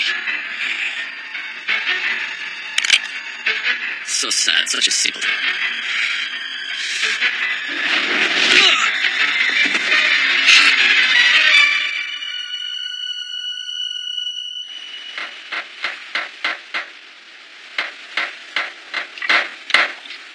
I don't know much about Poland, but I hear that it's absolutely spectacular around Olsztyn Lake during the summer. Mazury Lake is known to be quite beautiful, too. Have you ever been to either of those places before? Ah, my thumb! I suggest more work and less conversation. I'll be all right. If you keep on talking like this, it will be low tide again before you fix the boat. Damn. It'd be faster for us just to wait and walk over onto land. If you're into dying, die alone, because I ain't gonna get dragged down too! I hate useless rookies like you, more guts than brains. It's because of those reckless attitudes that I nearly died so many times in the war. Countries like Angola and Laos and even Djibouti. Angola and Laos, huh? Hey, old man, you weren't a mercenary, were you? Right you are, and an expensive one. Mercenaries aren't regular army. We care nothing about rules or loyalty to the nation. Our reward isn't medals or stripes. Money is the only thing we're after. I survived through that pain and hardship only to make my fortune. Finally, I made enough to retire so I can settle back and enjoy what I earned, and this kid thinks he can put me in danger. Take it easy, old man. You'll die if you keep it up. Why don't you come over here and have a drink with me? You are sure about this, Thomas? Mr. Herman has not given his authorization. Why not extend some courtesy, I say? After all, this old man doesn't look like he'll be any trouble. Don't mind if I do. You're a double-crossing coward! Have a nap now. It will do you good. That's nice.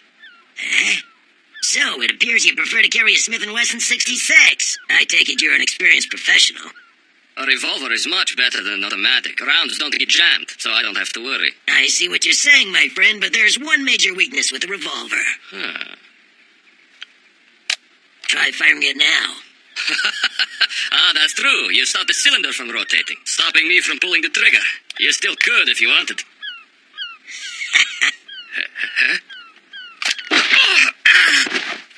You!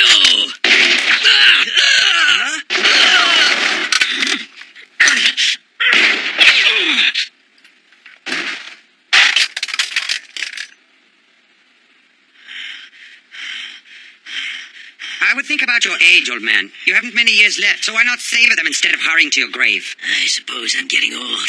If this were 10 years ago, it would have been you who went down, not me. Indeed, you may be correct. I should have been more careful. You are the famous white leopard of Angola. The white leopard? That's not possible. I only just remembered. You were legendary back in the old days. Everyone knew you as a mercenary. They called you Colonel Foster. Huh? I was stationed in Africa at the time and had been acting as military advisor. You caused both myself and the Angolan government many problems. You were a nuisance. I have heard the many stories, and I know what you're capable of. You're a dangerous man as long as you remain alive. Don't do it! No, it's all right, Eric. You can blame me for making a mess of everything. No, all this time I misunderstood you. When I screwed up, you put on that act for my benefit, so they wouldn't kill me. I already told you, Eric, I can't stand glory hounds like you who think they can be heroes. Who'd bother risking their lives to protect a snotty-nosed wannabe like you? I did it to get out of here and save my own skin. Now I'm paying for it. As you can see, my luck's finally run out. So this means you're prepared to accept your fate? Yeah.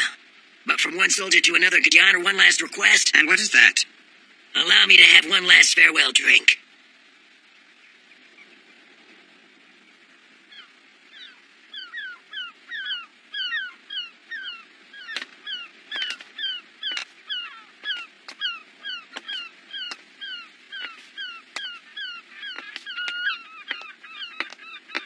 All right, as you wish. Huh?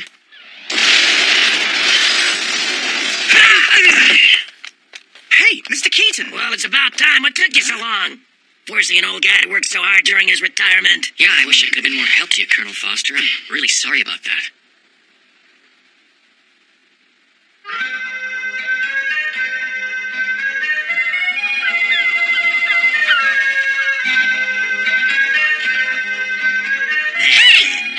Stay still. You're supposed to be injured. Oh, come on. I deserve a better reward than that, wouldn't you say? Oh, Helen, even though I can only use my left hand, I'm still more impressive than any other man. Oh, I agree. Well, then, it's only fair that I'll let you take me on a harmless little date. Huh, Colonel Foster? What's that? Are you being serious? How's Detective Rupert? Is he going to be okay? I think so. He appears to be in stable condition, and I'm confident he'll pull through. I'm so ashamed. Every time I come abroad, it's the same. I think about how different these foreigners are from the Japanese. I'm sorry to have to break this to you, but if anyone's the foreigner here, it's you. Over there. Just take a look at that British gentleman. He's the epitome of a non-Asian. Hollow-eyed with a pointed nose? Is that it? No, I'd say it's really more of an elongated nose, like a Tengu goblin. Here you are, gentlemen. By the way, Taichi, is it all right for you to drink at this hour? Well, there's a reason. Professor Amada and I wanted to do a comparison between this sake and this whiskey. What are you trying to say? This bottle? Does it have anything to do with that book you're going to co-write? Yes, that's exactly it. This is an amazing find.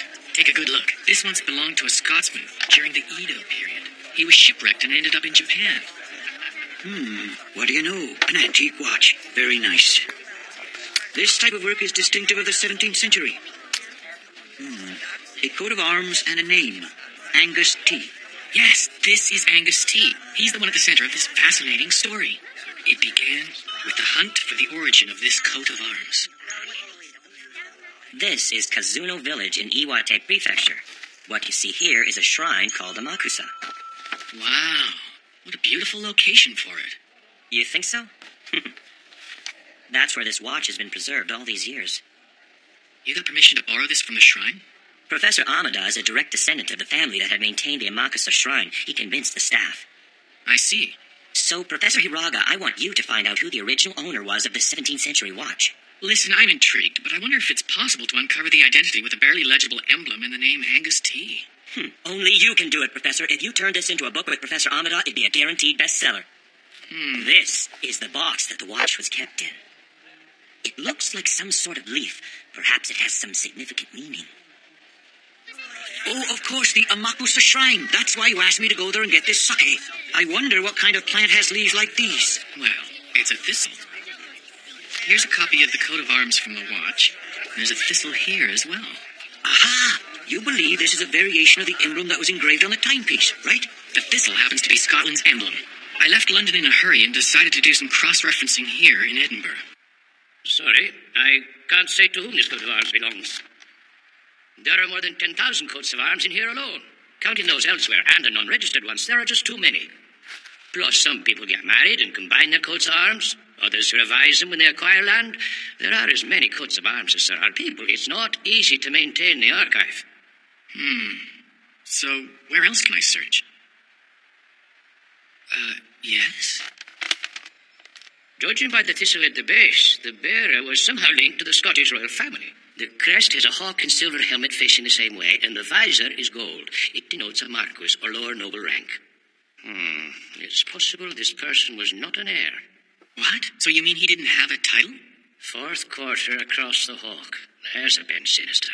A Ben Sinister? He wasn't to the official royal line.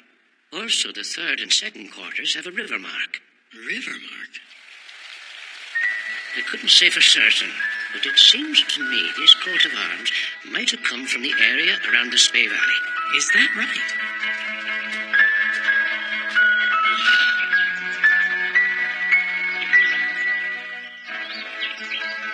Hey, that's a whiskey distillery. The Spey Valley is world famous for its malt whiskey. How could that have slipped my mind?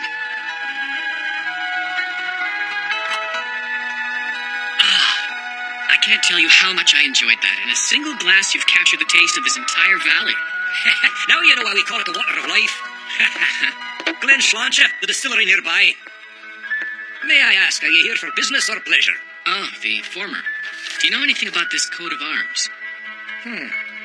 I've checked the church, the offices, but so far I haven't found any information. This is it. Aye, come on, lad. We're well known as the home of Scottish brew. Right there. Clearly you can see for yourself the whiskey barrels. I don't think you'll find anything at an office of church. And so that explains why you specifically ordered a bottle of Glen Sláinte. This is getting interesting now. So, you had a question about the coat of arms displayed on our label? Yes. It belonged to a lord who lived during the late 17th century, Angus T. Carmichael. Did you say Angus T? Yes. Around here, people used to call him the Lord of Scotch. The Lord of Scotch. Why did they name him that? During the late 1600s, Scotland was busy defending itself from British invaders. There was also a religious civil war taking place. Then you had the government, who wanted to tax the whiskey. And you had the distillers, whose cunning act of rebellion was to brew it illegally. This is the place where the smuggled whiskey was seized? Huh? That coat of arms on the flag, are those Angus's men? What? You mean Angus protected his trade in contraband liquor with his own troops? How is that possible? It could be false, but the legend goes that he aided the transport of the contraband by striking down a government official. What Angus was really trying to do was help out the poor by encouraging illegal distilling. He was a good man. During his time, outbreaks of the plague spread throughout Scotland. But there wasn't a single solitary victim in this part of the country. The whole population appreciated what he was doing. A respected man he was. And because of Angus's character, the story of his remarkable life has been carried on down through the centuries. Since you're curious, why not take in the play? It's at the Open Air Theatre in Slorix Wood. They're doing a reenactment on the life and times of the Lord of Scotch. The life of a hero, huh? When's the show? I'd like to thank you all for waiting. And now, we're very excited to present to you a performance of the life of our hero, the Lord of Scotch, Angus T. Carmichael. A most tragic story. Tragic life? What happened to Angus? In 1672, Angus T. Carmichael was born, the son of a lord, an illegitimate child. Look, Sir Angus, the town will be covered in snow. This is your home. At least take one last look. Angus, serve the snow!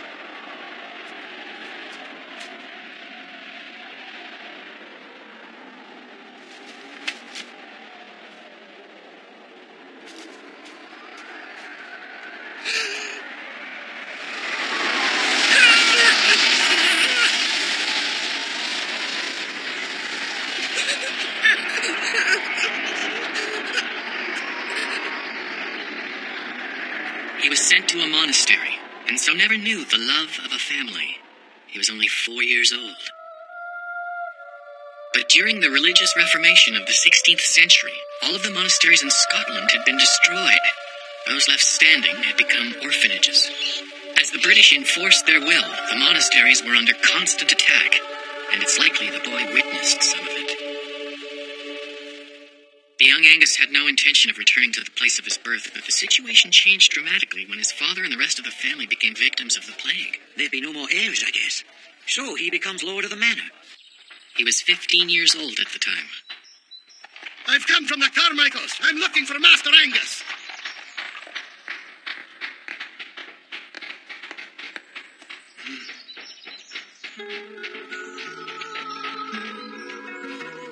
Finnick!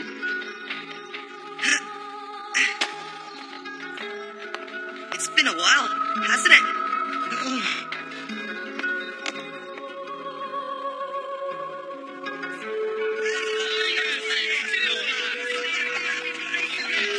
What awaited him after he left the monastery was a period of tremendous upheaval.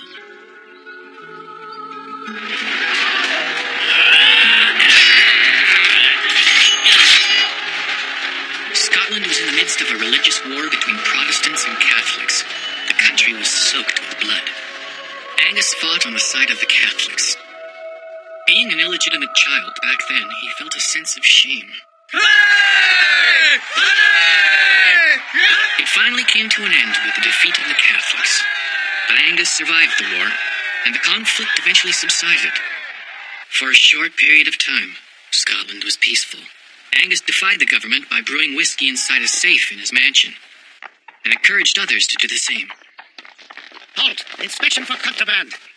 Now, I would like this package opened, if you please. Hold it!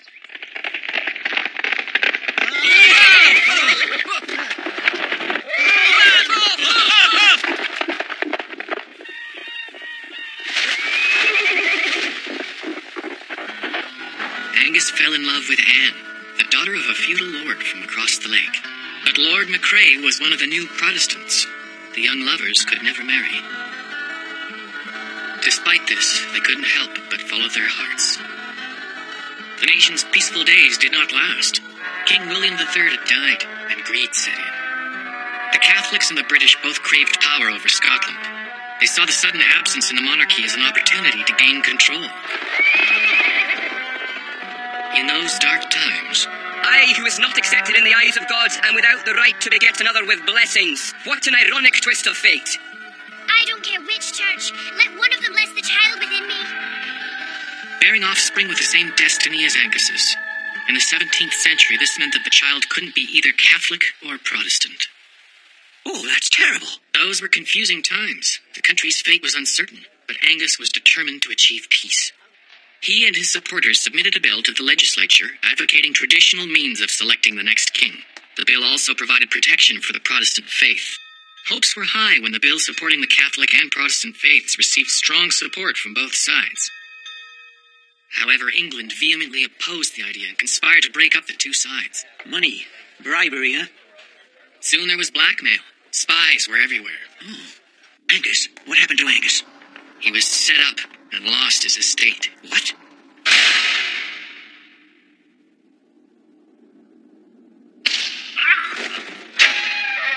Fiddick! Hurry! What do we do now? A ship! They don't know I have a ship! What about Anne? What do you say to her? Does the girl know about this then? Aye, sir, I mentioned everything. I told her to flee and head to the inlet close to Nairn. Lady Anne! Lady Anne! Lady Anne! There she is! She's over here! Over here!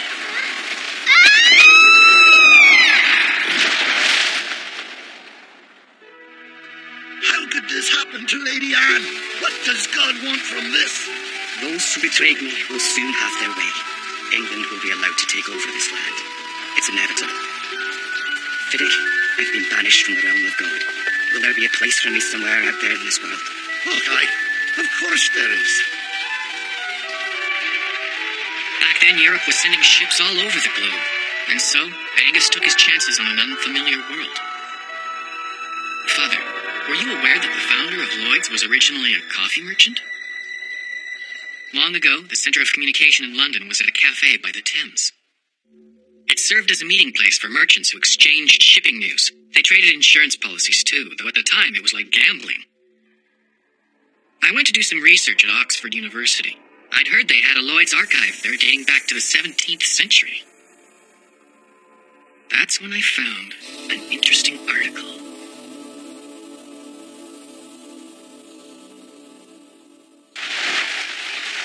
Angus's ship is swallowed by the sea, and only one survivor reaches Japan. It really makes you wonder what sort of life Angus could have had during the Tokugawa era.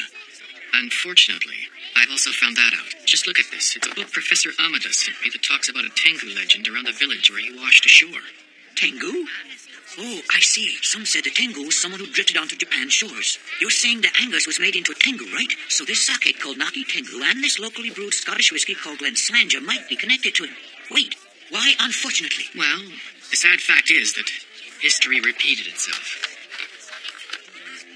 Once upon a time, there was a Tengu that came from the sea and lived in a village.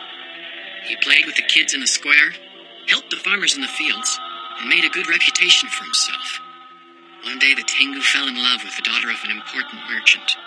But the villagers, the tradesmen, and even the monk would not allow it.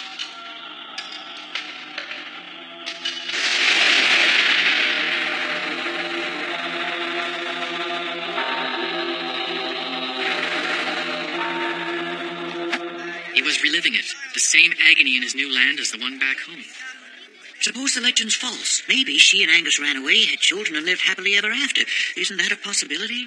It'd sure be nice if it were true.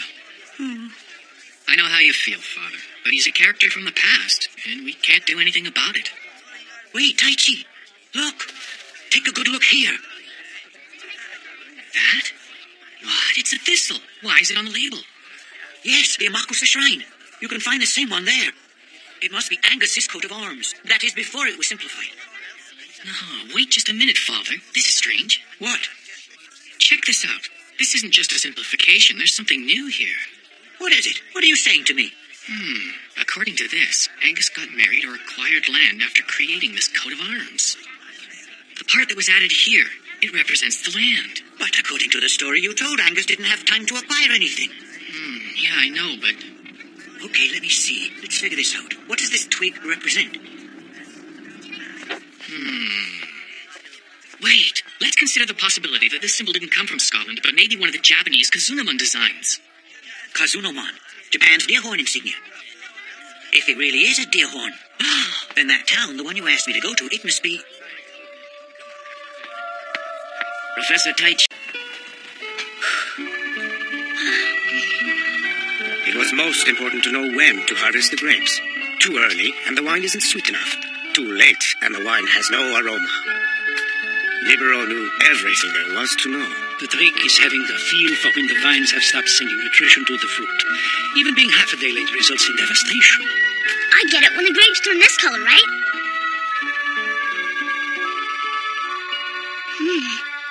Much of it depended on the weather. Sometimes hail hit the vineyard right before harvest and wiped out the crop.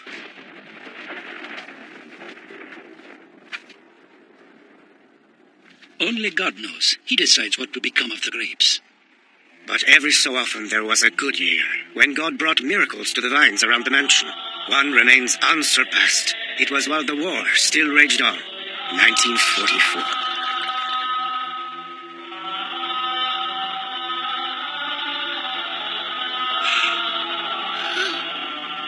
This is amazing.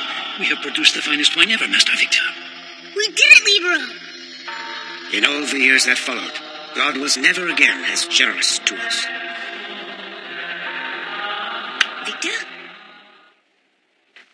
I passed by and thought I heard something. I knocked, but you didn't answer me. Excuse me, dear. I wanted a nice cap, that's all. Care to join me in a glass? No, merci. In case you've already forgotten, we had a few too many today while attending the wine research seminar at the university. It suddenly struck me as I was getting the proposal ready for Horizon. Victor, I wanted to speak with you about Libero. It seems he's opposed to expanding the facility. That's because some of the vines have to be pulled out to make way for the expansion, including the ones that produce the 44 vintage. A family treasure. I've a soft spot for them too. But we can't afford to discuss this issue anymore. Libero's perfectly aware of that. And you? Ah, no, don't worry about me. I'm the one who used up all his money to produce a better wine, and look what happened. There is and never will be a more superior wine. Any fine vintage is a mere table wine in comparison.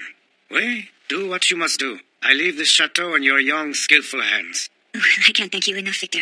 It's interesting you say the word young because that's the problem. There are many things that are too old or too uneconomical here.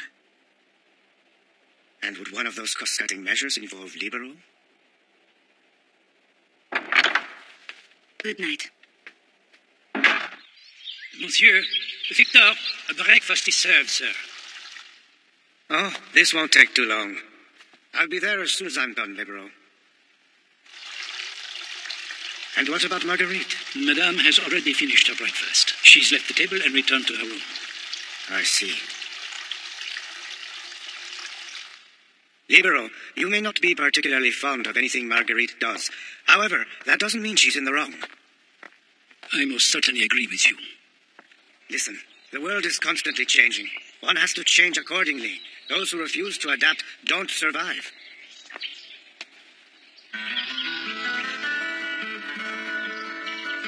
So, shall I bring you your boots? I thought that you might like to make your rounds now.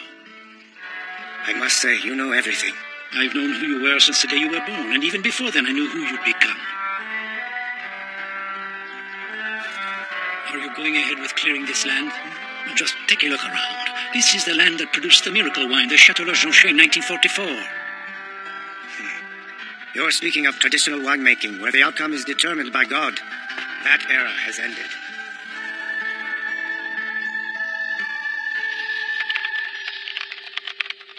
Madame, I've come to tell you dinner is served. The monsieur is waiting. Is it that time already? I'll eat later. The late Madame arrived at the dinner table before her husband, where she would wait patiently for him. Unlike the wives of the past, I'm an independent woman. Please, keep that in mind. You talk about tradition, especially when it comes to winemaking, but your methods are outdated. In 3 years, we'll be bankrupt if we don't start modernizing. Unless you can produce another miracle wine like the 1944, but you wouldn't want to bet on it now, would you? Ugh. You and Victor have such praise for that vintage, but who can appreciate it? Only one person in a million can tell the difference. It's also painstaking work. Instead of trying to make a premium wine for so few people, we should take a more marketable approach. I want us aiming for a market that comprises 80% of consumers. Isn't that the rational thing to do under the circumstances? Won't you say something? I can see that you're very busy and are putting in long hours, madame. If you don't get proper nutrition, your health may suffer as a result.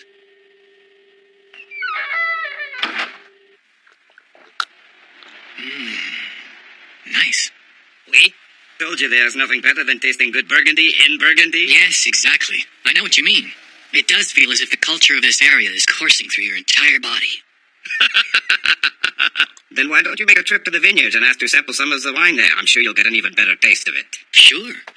Care for another? I'll take a bottle of Chateau La Jonche. D'accord. So, you're going to Chateau La Jonche. You know they are one of the best producers of Burgundy in this region, don't you? I'd say they're on par with Romanée Conti and Chambertin. Yes, I know. But the very best wine they ever produced was right before the end of the war in 1944. Oh? There's an amazing story of how it came about. It was October 1944. All the growers thought it would be a lucky year for the grapes, but the Allied forces commenced their attack on the German troops who occupied the area. The chateau had been taken over and was used as a command post for the neighboring Germans. They say grapes must be picked at the right time. A servant among the group hiding in the chateau's basement saw that time had come. Would you look at the color of those grapes? If we harvest them now, I know we can make fine wine. Libero? Your life for wine. You think that was crazy, yes? But not in the case of the chateau's son, the servant. They picked grapes while bullets and artillery flew overhead. Master, are you all right? The Germans withdrew a couple of days later. Then the rains came. It poured for a week straight. When the grapes get wet, you can't make good wine, which meant all the other vineyards missed their chance. So the only grapes from 44 were the ones that those two picked. 1 barrel, that's it. 500 bottles. Everyone must have been scrambling for it. Oui. And if that weren't enough, God played a little joke on them. You see, that was the best wine the chateau ever produced. One American millionaire agreed to pay 100,000 francs for 1 bottle. Huh. At that price, they must have made a fortune. Back then, yes. Being an aristocratic family, the good years were good. But I hear they've been in debt for some time now. Ah, yes, I see. But there's more. Hmm? The owner of the chateau sold off the 44 vintage, all but 1 bottle, which he decided to keep for himself. But why do that? Well, you know, the longer it ages, the better it gets. If you put it up for auction today, it would be worth at least 1 million. No, 10 million francs. That's over $1 million. But I have heard that they are going to sell the bottle to a whiskey company called Horizon to secure some funds so they can upgrade the winery. I believe Horizon will put the bottle on display at their showroom in Paris. I wonder what 10 million francs worth of vintage Burgundy would taste like, monsieur. I wonder myself. I'd probably be so nervous I couldn't swallow. Hmm? Adieu. Take plastic.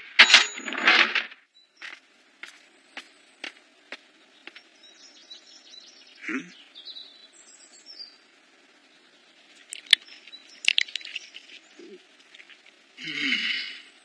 Welcome to Chateau La Jonche. Hmm? Hello, my name is Keaton. I'm here on behalf of Lloyd's. The Horizon Company is planning to have the bottle insured, so they sent me. Oh, yes, we were told. This room is where the fermenting takes place. We use everything at first. The grape, the peel, and the seed are stored in these tanks.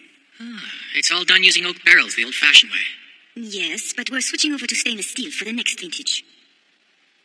Here, we let the wine mature through a secondary process called malolactic fermentation. These will be replaced with plastic tanks. What's wrong with the original ones made out of wood? Well, they won't allow us to meet the demand, of course. Tanks with temperature and oxygen control are better. They'll decrease the time, so the wine will mature more quickly. Viniculture that once depended on the will of God can now progress more reliably through technology. I guess, but it also means an end to the miracle wines that happen every 100 years or so. For example, like the legendary vintage you produced here in 1944. Well then, Mr. Keaton, I have to prepare for the signing ceremony tonight, so if you'll please excuse me. But Victor's here. He can take over now. She's turned to technology for our winemaking. It actually stems from the love she had for her parents. They also made wine. It was a family-run business. Tending to the vineyards is hard work. Marguerite was bothered by the fact that her parents never had a break, and so to her, advanced technology was the only means to simplify winemaking methods. With it, she hoped her parents could finally take the break they deserved. And where are her parents now? They passed away, sweating and toiling in the fields. She wouldn't have been able to follow in her parents' footsteps had I not intervened. Because they made such good wine, the land value had appreciated, so she couldn't afford it. To her, you see, this whole plan is out of vengeance. Is this it? Here lies the world's last remaining bottle of Le Jean-Chez 1944. Please pick it up for a closer look, Monsieur Keaton. No, thanks. I really wouldn't want to drop it. Wow. It amazes me that you still have one left. Actually, Libero and I were saving it for a special occasion. There came a time when our backs were against the wall. But as you can see, the years have gone by. We've made it this far without having to do it.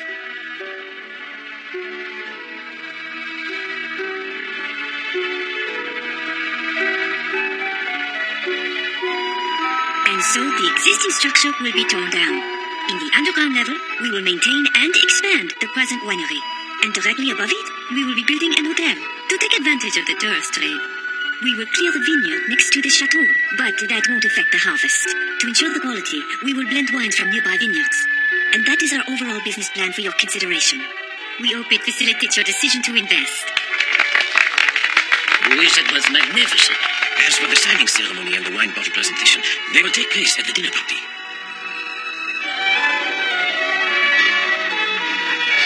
Victor. What is it? I would like tonight's function to be my last duty here as your servant. Libero.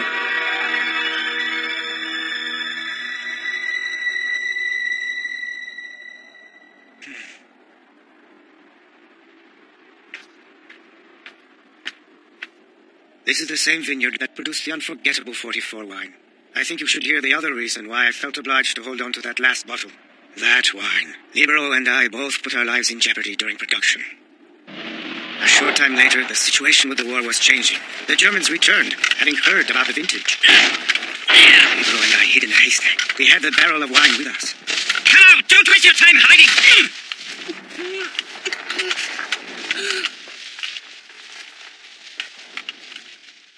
Without making the slightest sound, he protected both me and the wine. And all for what?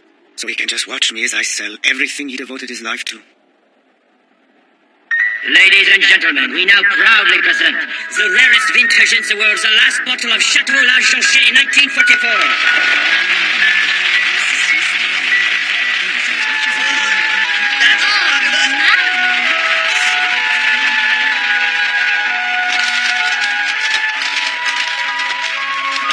And now, from the master of the chateau, Monsieur Victor Champon, to the chief executive officer of the Horizon Company, Monsieur Jean-Michel.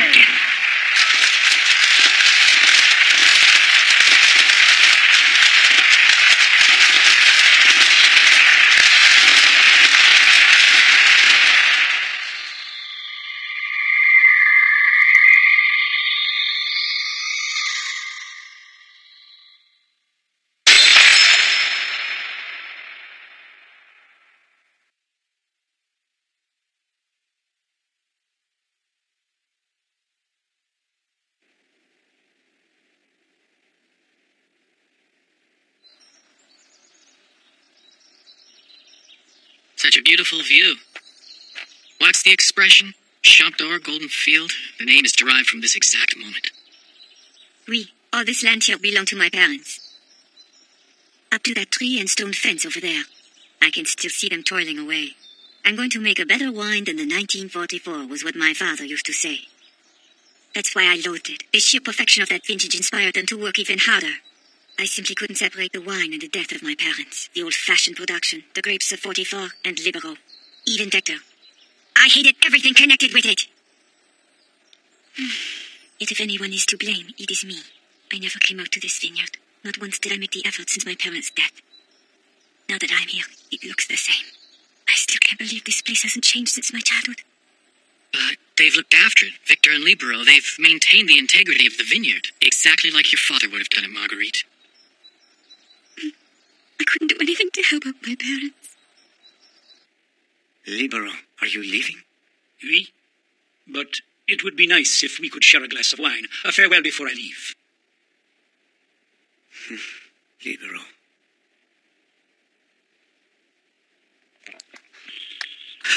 This wine. I had a feeling you might let the bottle slip from your hands, so I switched it with another vintage. I've known who you were since the day you were born, and even before then I know who you've become. I'm sorry, Libero. So sorry. I wish.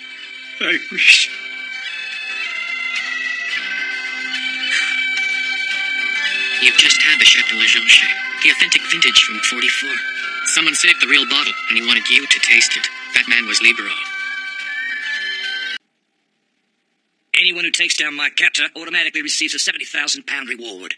There'll be plenty of my people waiting for us on the A593 and 5084. Yeah, you don't have to tell me that. I know my life's in danger until we reach Ambleside. That's why I won't use a car, or take those roads. What? We'll walk along the side road that leads to Coniston Lake. What was that? The police from Hawkshead will be expecting us to go along that route. That road's downright dangerous, don't you know that? Hey! He's right. Along the way, it's nothing but bog and marsh.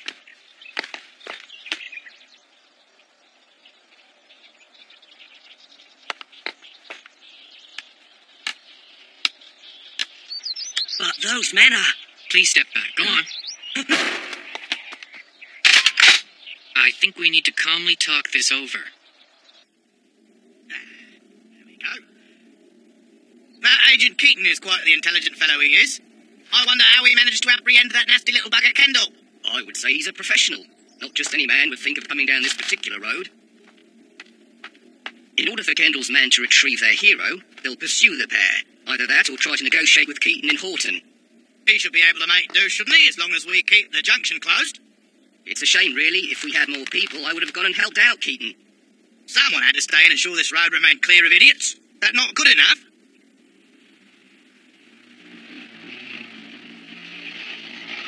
Here we go. Idiot number 1. Hey, is this where Kendall's going to show up later today? We can't let you through. Go tell your mates the same. Oh, don't be like that. Come on, it's not really fair if we let a hero like Kendall get caught so easily. We've got to give him support. A hero, huh? A man who schemed with a Morcom company to scam insurance and murder the innocent? That's right. He's a fraud, that one. Insult Mr. Kendall? Don't you dare. It's reprehensible.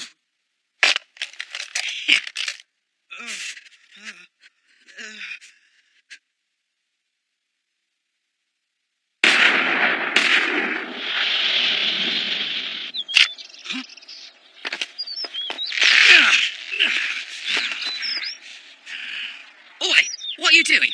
You want to die? That should be my line. Do you want to die? What do you mean? Have you forgotten I'm the one with the gun? Then why don't you pull the trigger? Huh? The gun will explode in your face. What are you doing? Come on, hurry up and finish him off. Well, There goes my life, and there goes yours. The explosion from that gun will hit you directly in the chest. And then?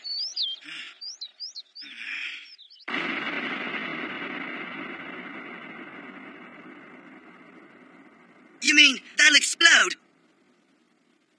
And we're all dead.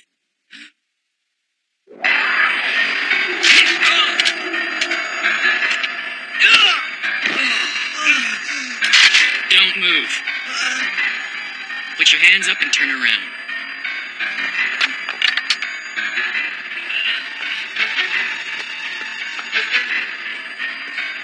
Now, start walking nice and slow.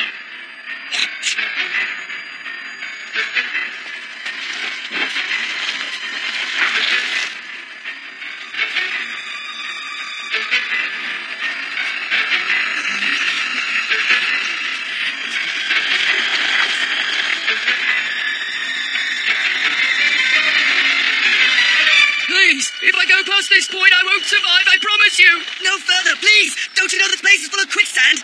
Okay, stop and close your eyes. Count little sheep until you reach 100. Okay, 1 little sheep, 2 little sheep. We're sorry, 3 Kendall, little sheep, but we 4 turn little into sheep, murderers. That's 5 it. little sheep, 100 and you can come back to the main road. 7 little sheep, 8 little sheep, 9 little sheep, 10 little sheep, 11 little sheep, 12 little sheep, 13 little sheep, 14 little sheep.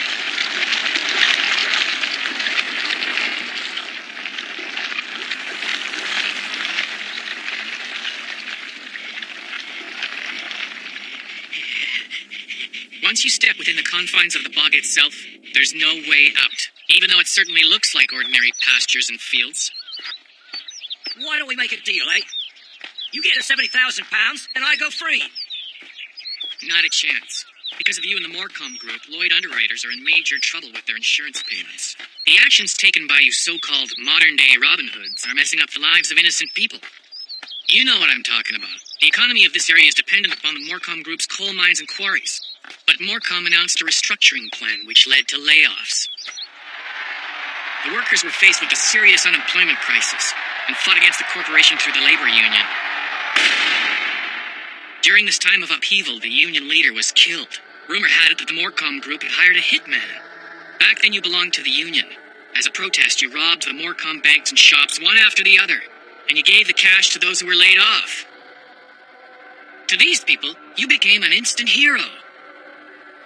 But the corporation's own accountant testified at the hearing, saying that Bruce Kendall was working for Morecom. The robberies helped our company to obtain the insurance payments.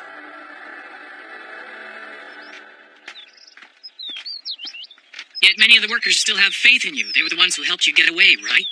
Yeah, my men have maintained their loyalty. As long as they're around, you have almost no chance of making it out of here. You're stuck in a bog, too. But I know your men aren't professional killers. Even if I am outnumbered, they can't get me that easily. If anything, they're amateurs when it comes to munitions and guns. What? Anyone who's trained knows a gun won't explode if it's plugged. It's obvious they've seen too many movies. A bullet leaves the barrel at a speed of 100 miles per second.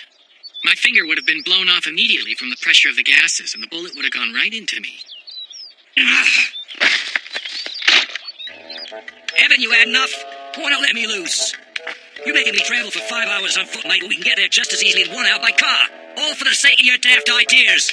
I don't like having to tie you up, but that's the way it has to be. You'll have to cope.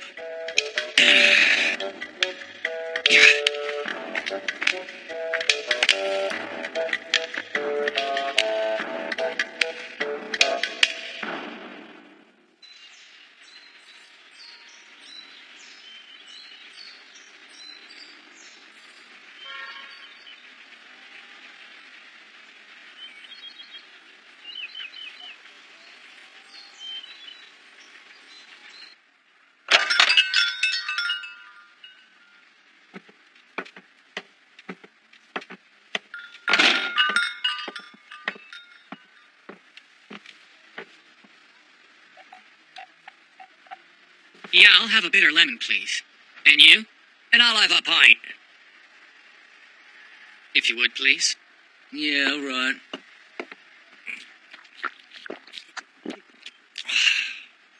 I'll have you know this used to be a great pub.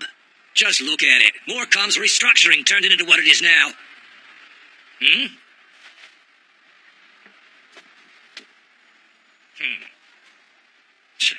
You were all mixed up in that Morecom business, Kendall, weren't you? I was a right huge fan of yours. That's not the case anymore. Wait a minute. You all believe those lies in the newspapers? It's all rubbish, mate.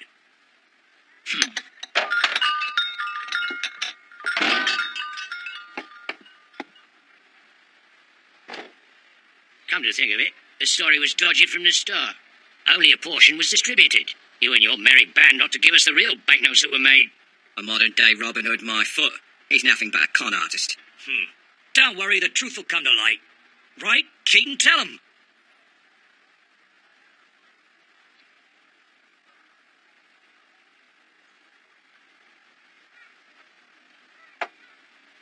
We should get going.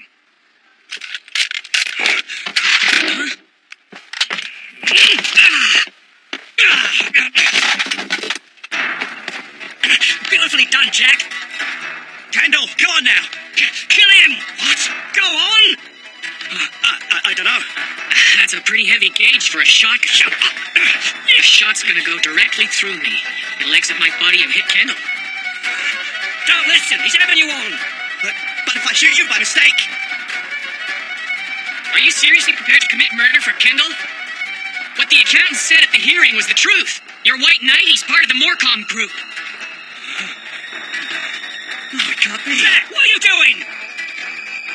That's not all. He was involved in the killing of the Union leader. Now that's enough, then. Take him out. But Kendall... I believed you were just a thief, not a murderer, too.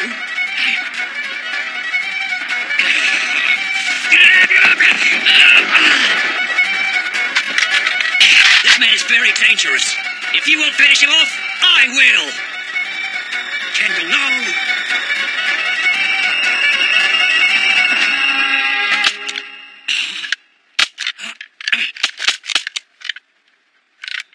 Too bad. I removed the round.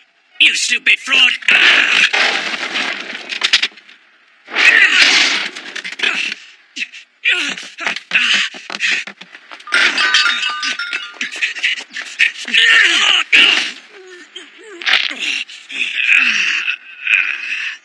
Kendall? Jack! Shoot while you have a chance! No, I'm sorry, Kendall. I really don't want to kill anyone. You're worthless! I won't forget about this!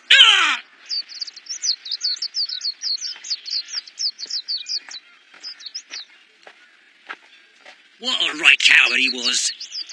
And a pathetic amateur to boot. Not to mention you. A shell wouldn't go clean through both of us, you bloody idiot. That's correct. You weren't bluffing after all. That's all right. I can still count on my right-hand man.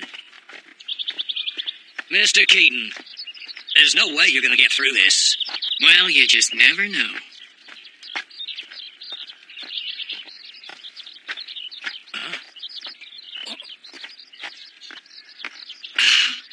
It looks like we've reached the junction.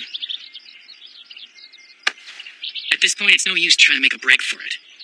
You're considered to be a hero, remember? Why not live up to your name and go out with dignity?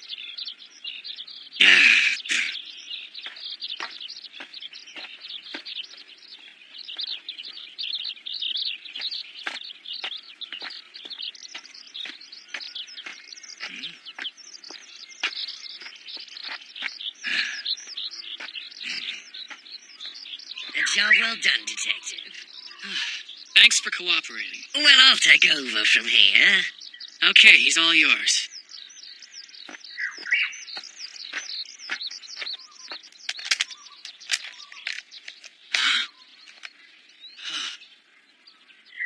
I told you, there's no way out of here for you. Now drop your weapon and walk slowly over to the side.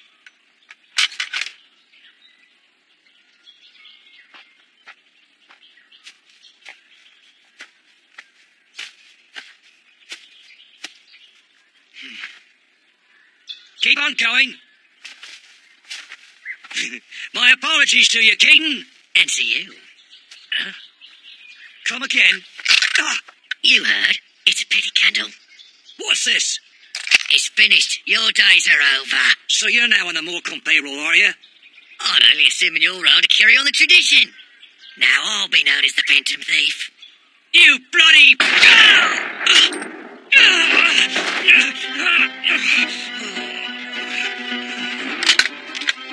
Well, this is obviously of no use to me.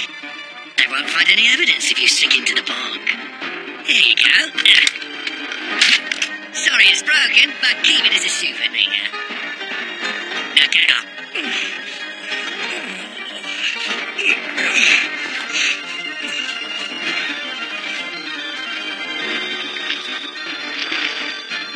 Move along.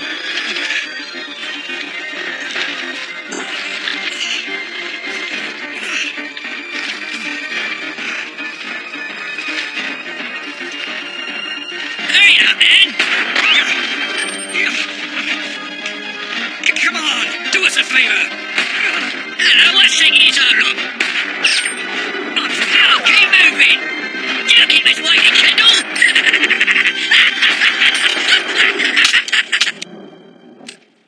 Drop the gun. Why? That's funny. Blimey, mate, you're a right comedian, you are. I don't think that bluff's gonna work, Keaton. Don't make me pull the trigger. Allow me, then. I'll shoot first.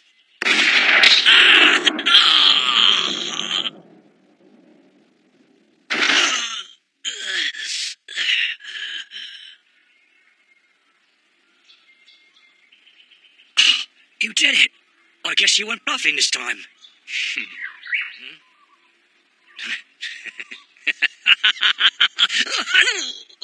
Hey, are you all right? Yeah, I think so. At least I hope so. I didn't know that was possible. I thought of the Vorsatzlauf. It's a little something the Germans developed around the end of World War II. An L-shaped rifle they issued to soldiers. An L-shaped gun? Even if the barrel of a rifle is bent out of shape, you can still fire a bullet.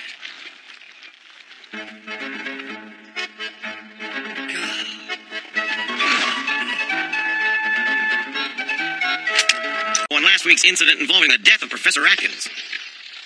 What are you, a detective then? No, I'm an insurance investigator of sorts.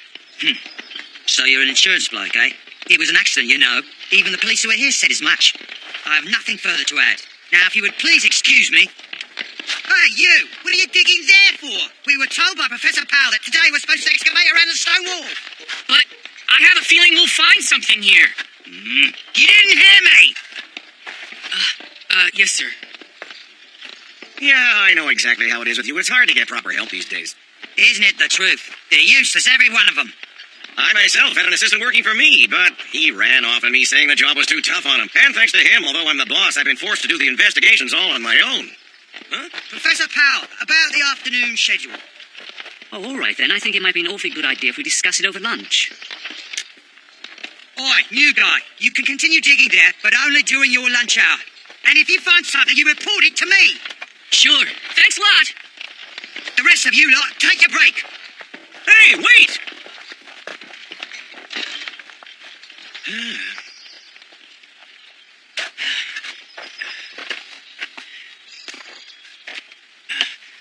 Huh? I knew it. Thought I might find you around here. Mind telling me if a piece like that is actually worth something? Huh? I think so. What we have here is a man's brooch. Well, you don't come across a man's brooch that often. It's from the 2nd century BC. The Celts actually used to live around this area, and back then the men wore mantles which were fastened together with these brooches. Oh, so your group here has been excavating a Celtic site. I heard a few stories about our ancestors and how they were thought to be valiant warriors, but I didn't imagine they'd be fashionable fellows, too. I guess you could say that. They also celebrated good harvests, had rituals to honor their children's birth, and enjoyed drinking wine and singing songs. They had wine back then? Yeah. Even in ancient times, wine had been brought to this area. You can find plenty of flagons around these ruins. And like you said, they were very fashionable people. It was traditional for women to weave mantles for the men, and then the women gave the brooches to the men as keepsakes. They were a sign of a woman's eternal love for a man. Well, well, how romantic archaeology is. Who would have guessed that Celtic men could have more luck with women than I do? Excuse me, but who are you? You have the pleasure of addressing Daniel O'Connell. Unlike you, I'm in a more practical profession. I'm an insurance investigator. Pleased to meet you, sir. My name is Taichi Keaton. So, you wouldn't know anything pertinent concerning Professor Atkins and the accident that claimed his life last week, would you? Oh. Well, I only got here yesterday to start work on the site, so what can I say except that I really can't be of any use to you? Now, I gather you're a student from East Yorkshire University, isn't that right? No, sir, I'm from Oxford. I'm just working here part-time. Even if you're casual labor, you must know where Professor Stevens resides, correct? Well, of course I do. He's in charge of this whole area. Do you mind showing me where exactly? But I'd lose valuable time since I'm only allowed to excavate this spot during lunch. Thank you for your help. I was wondering what to do, since everyone went off to take their lunch break.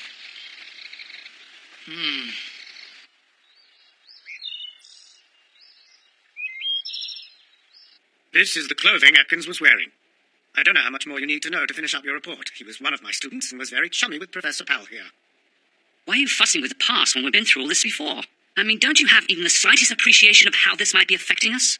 Terribly sorry for the intrusion, but unfortunately it is my job. But surely the police have investigated the matter thoroughly and cleared it up. If I'm not mistaken, haven't they ruled that Professor Atkins' death was an accident? Of course it was an accident. But even with a routine report, I still have to go through the motions and check facts. Enough is enough. We're trying very hard to deal with this situation and get over his loss. Mr. Keaton, I rather think it's time for you to go now and return to your work. Yes, sir. Pretty tough job, huh? You don't know the half of it. Well, Keaton, while you're out here digging up the past, I'm living in the present trying to dig up a partner. Oh, yeah. Almost forgot. So, what do you make of this? It's a chip from a flagon of wine. I can tell it hasn't been baked at a high temperature, and it does seem to contain a great deal of lime and soil. It's from around this site. Could be one of the excavated objects. Huh? No use smelling it. That was lying in the river for an entire evening, if you know what I mean. Then you're telling me this was... Right. I was inspecting the evidence during the interview and retrieved that little beauty from Professor Atkins' front breast pocket. But I guess it's only natural for an archaeologist to have an excavated item. Shouldn't be all that surprised to find him with a chip on his person, eh? That's not true. Archaeologists are meticulous about their findings and would never take anything for themselves. Well, then how did it get in his clothing in the first place?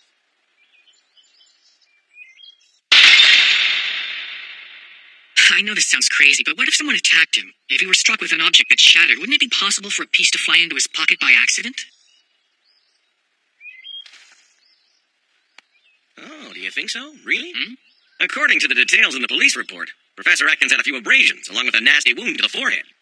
They think it was caused when he fell into the river and hit his head on a rock.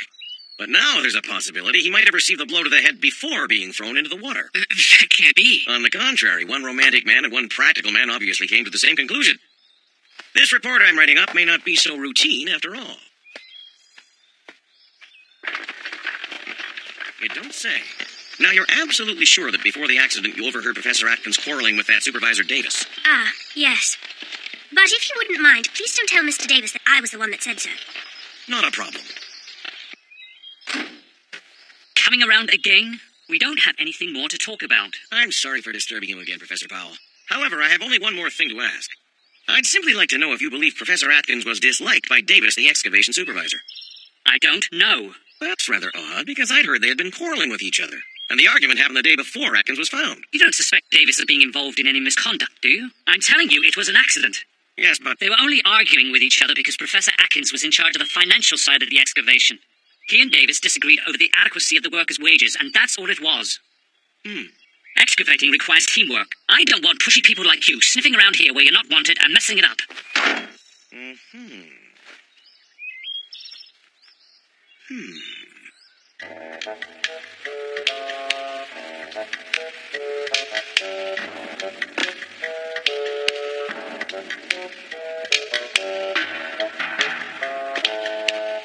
What is it?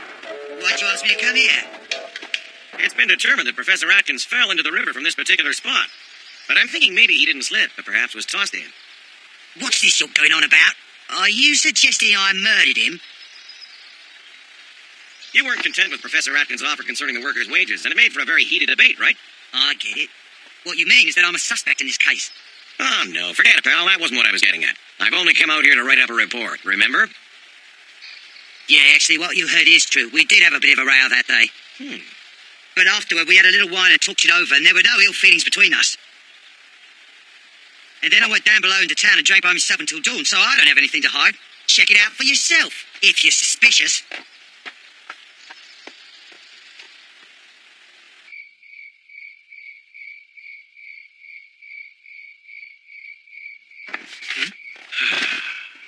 I gotta say, you look pretty tired. Yeah, I went down there to town and checked out Davis's alibi. But I really can't be sure whether or not he was involved. There's no concrete evidence pointing directly to him, so it's a lost cause. I can't waste my time here. I've got work piling up and no assistant. This has definitely been a bad day. Care for a bit? Think he'll take the edge off. Sounds good to me. Whoa, that's something.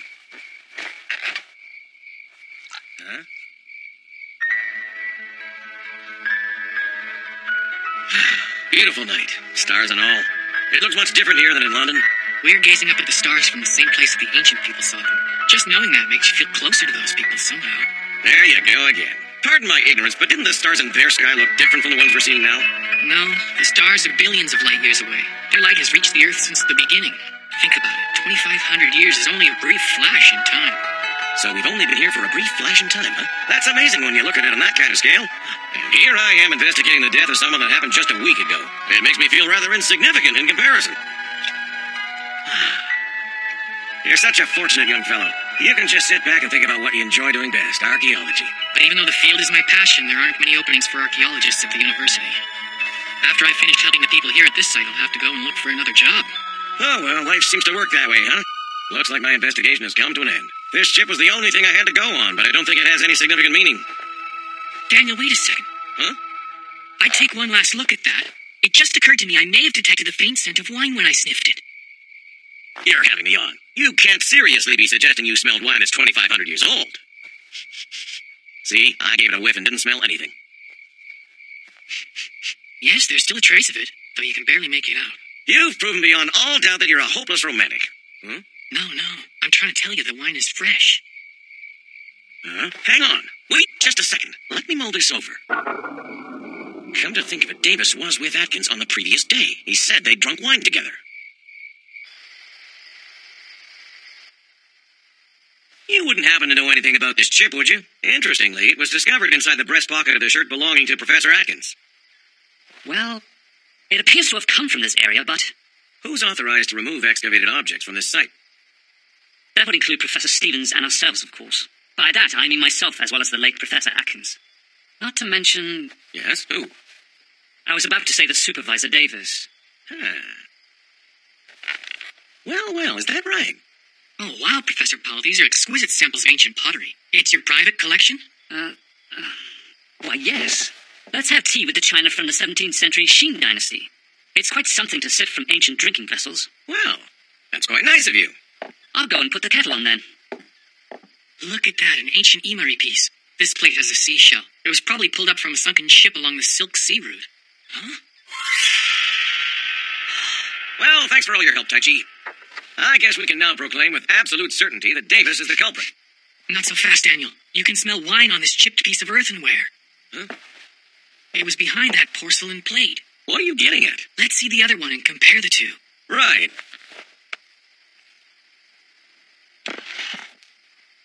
They're a perfect match. Hmm? They both came from the same piece. But that's odd. Why do you think it would end up here, then? Oh. I assure you it was an accident. Yes, it was not deliberate. That evening, I had invited Stuart to stop by my place and share a couple of drinks. I was keeping the wine in a flagon I had excavated. Well now, what's all this about? I just wanted to celebrate the success of this excavation. Cheers. Listen, Stuart. There's something that I want to talk to you about. Yes, there's no need to tell me. So far, the findings at this dig have proven that my thesis is indeed correct. Yes, the world will know soon enough. At last, I can show that the Hallstatt culture had influenced Celtic civilization on the mainland earlier than previously thought. Yes. My dissertation will receive the award at the fall conference. Then I'll follow in the footsteps of Professor Stevens and become a professor myself. Finally, I'll propose marriage to this lovely young woman, Professor Stevens' daughter, Dolly. I know she'll accept when I do. Huh? What? Is something bothering you? What is it?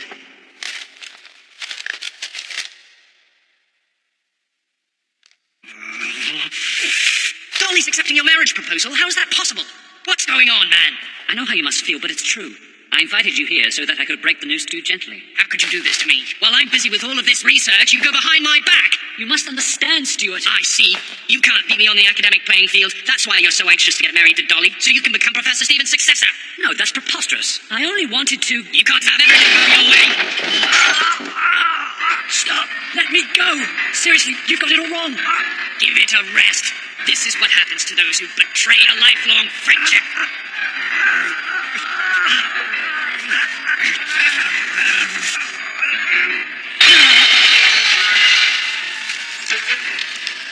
I only wanted to tell Stuart so we could celebrate my engagement to Dolly. That's the only reason I invited him in and had the wine sitting ready in the pitcher. That was all. It was self-defense. If you turn yourself in now, you'll likely receive some type of clemency. But even so, I'd have to give up my position at the university as well as my marriage to Dolly. Listen to me for a moment, please. Daniel, no sudden moves. If you hadn't come here and mucked about, it would have been deemed an accident. Why couldn't you just leave well enough alone? Are you really prepared to use that on us? Yes, of course I am. But you know you can't shoot it like that. What? What are you trying to tell me? You can't pull the trigger with the safety still on.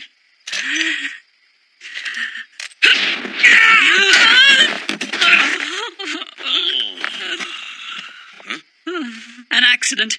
It was just an accident.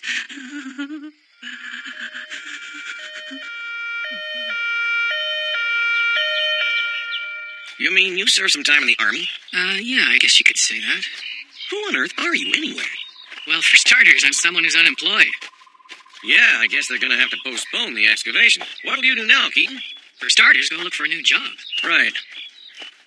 Wait, I've got a terrific job. It would suit you perfectly. Huh?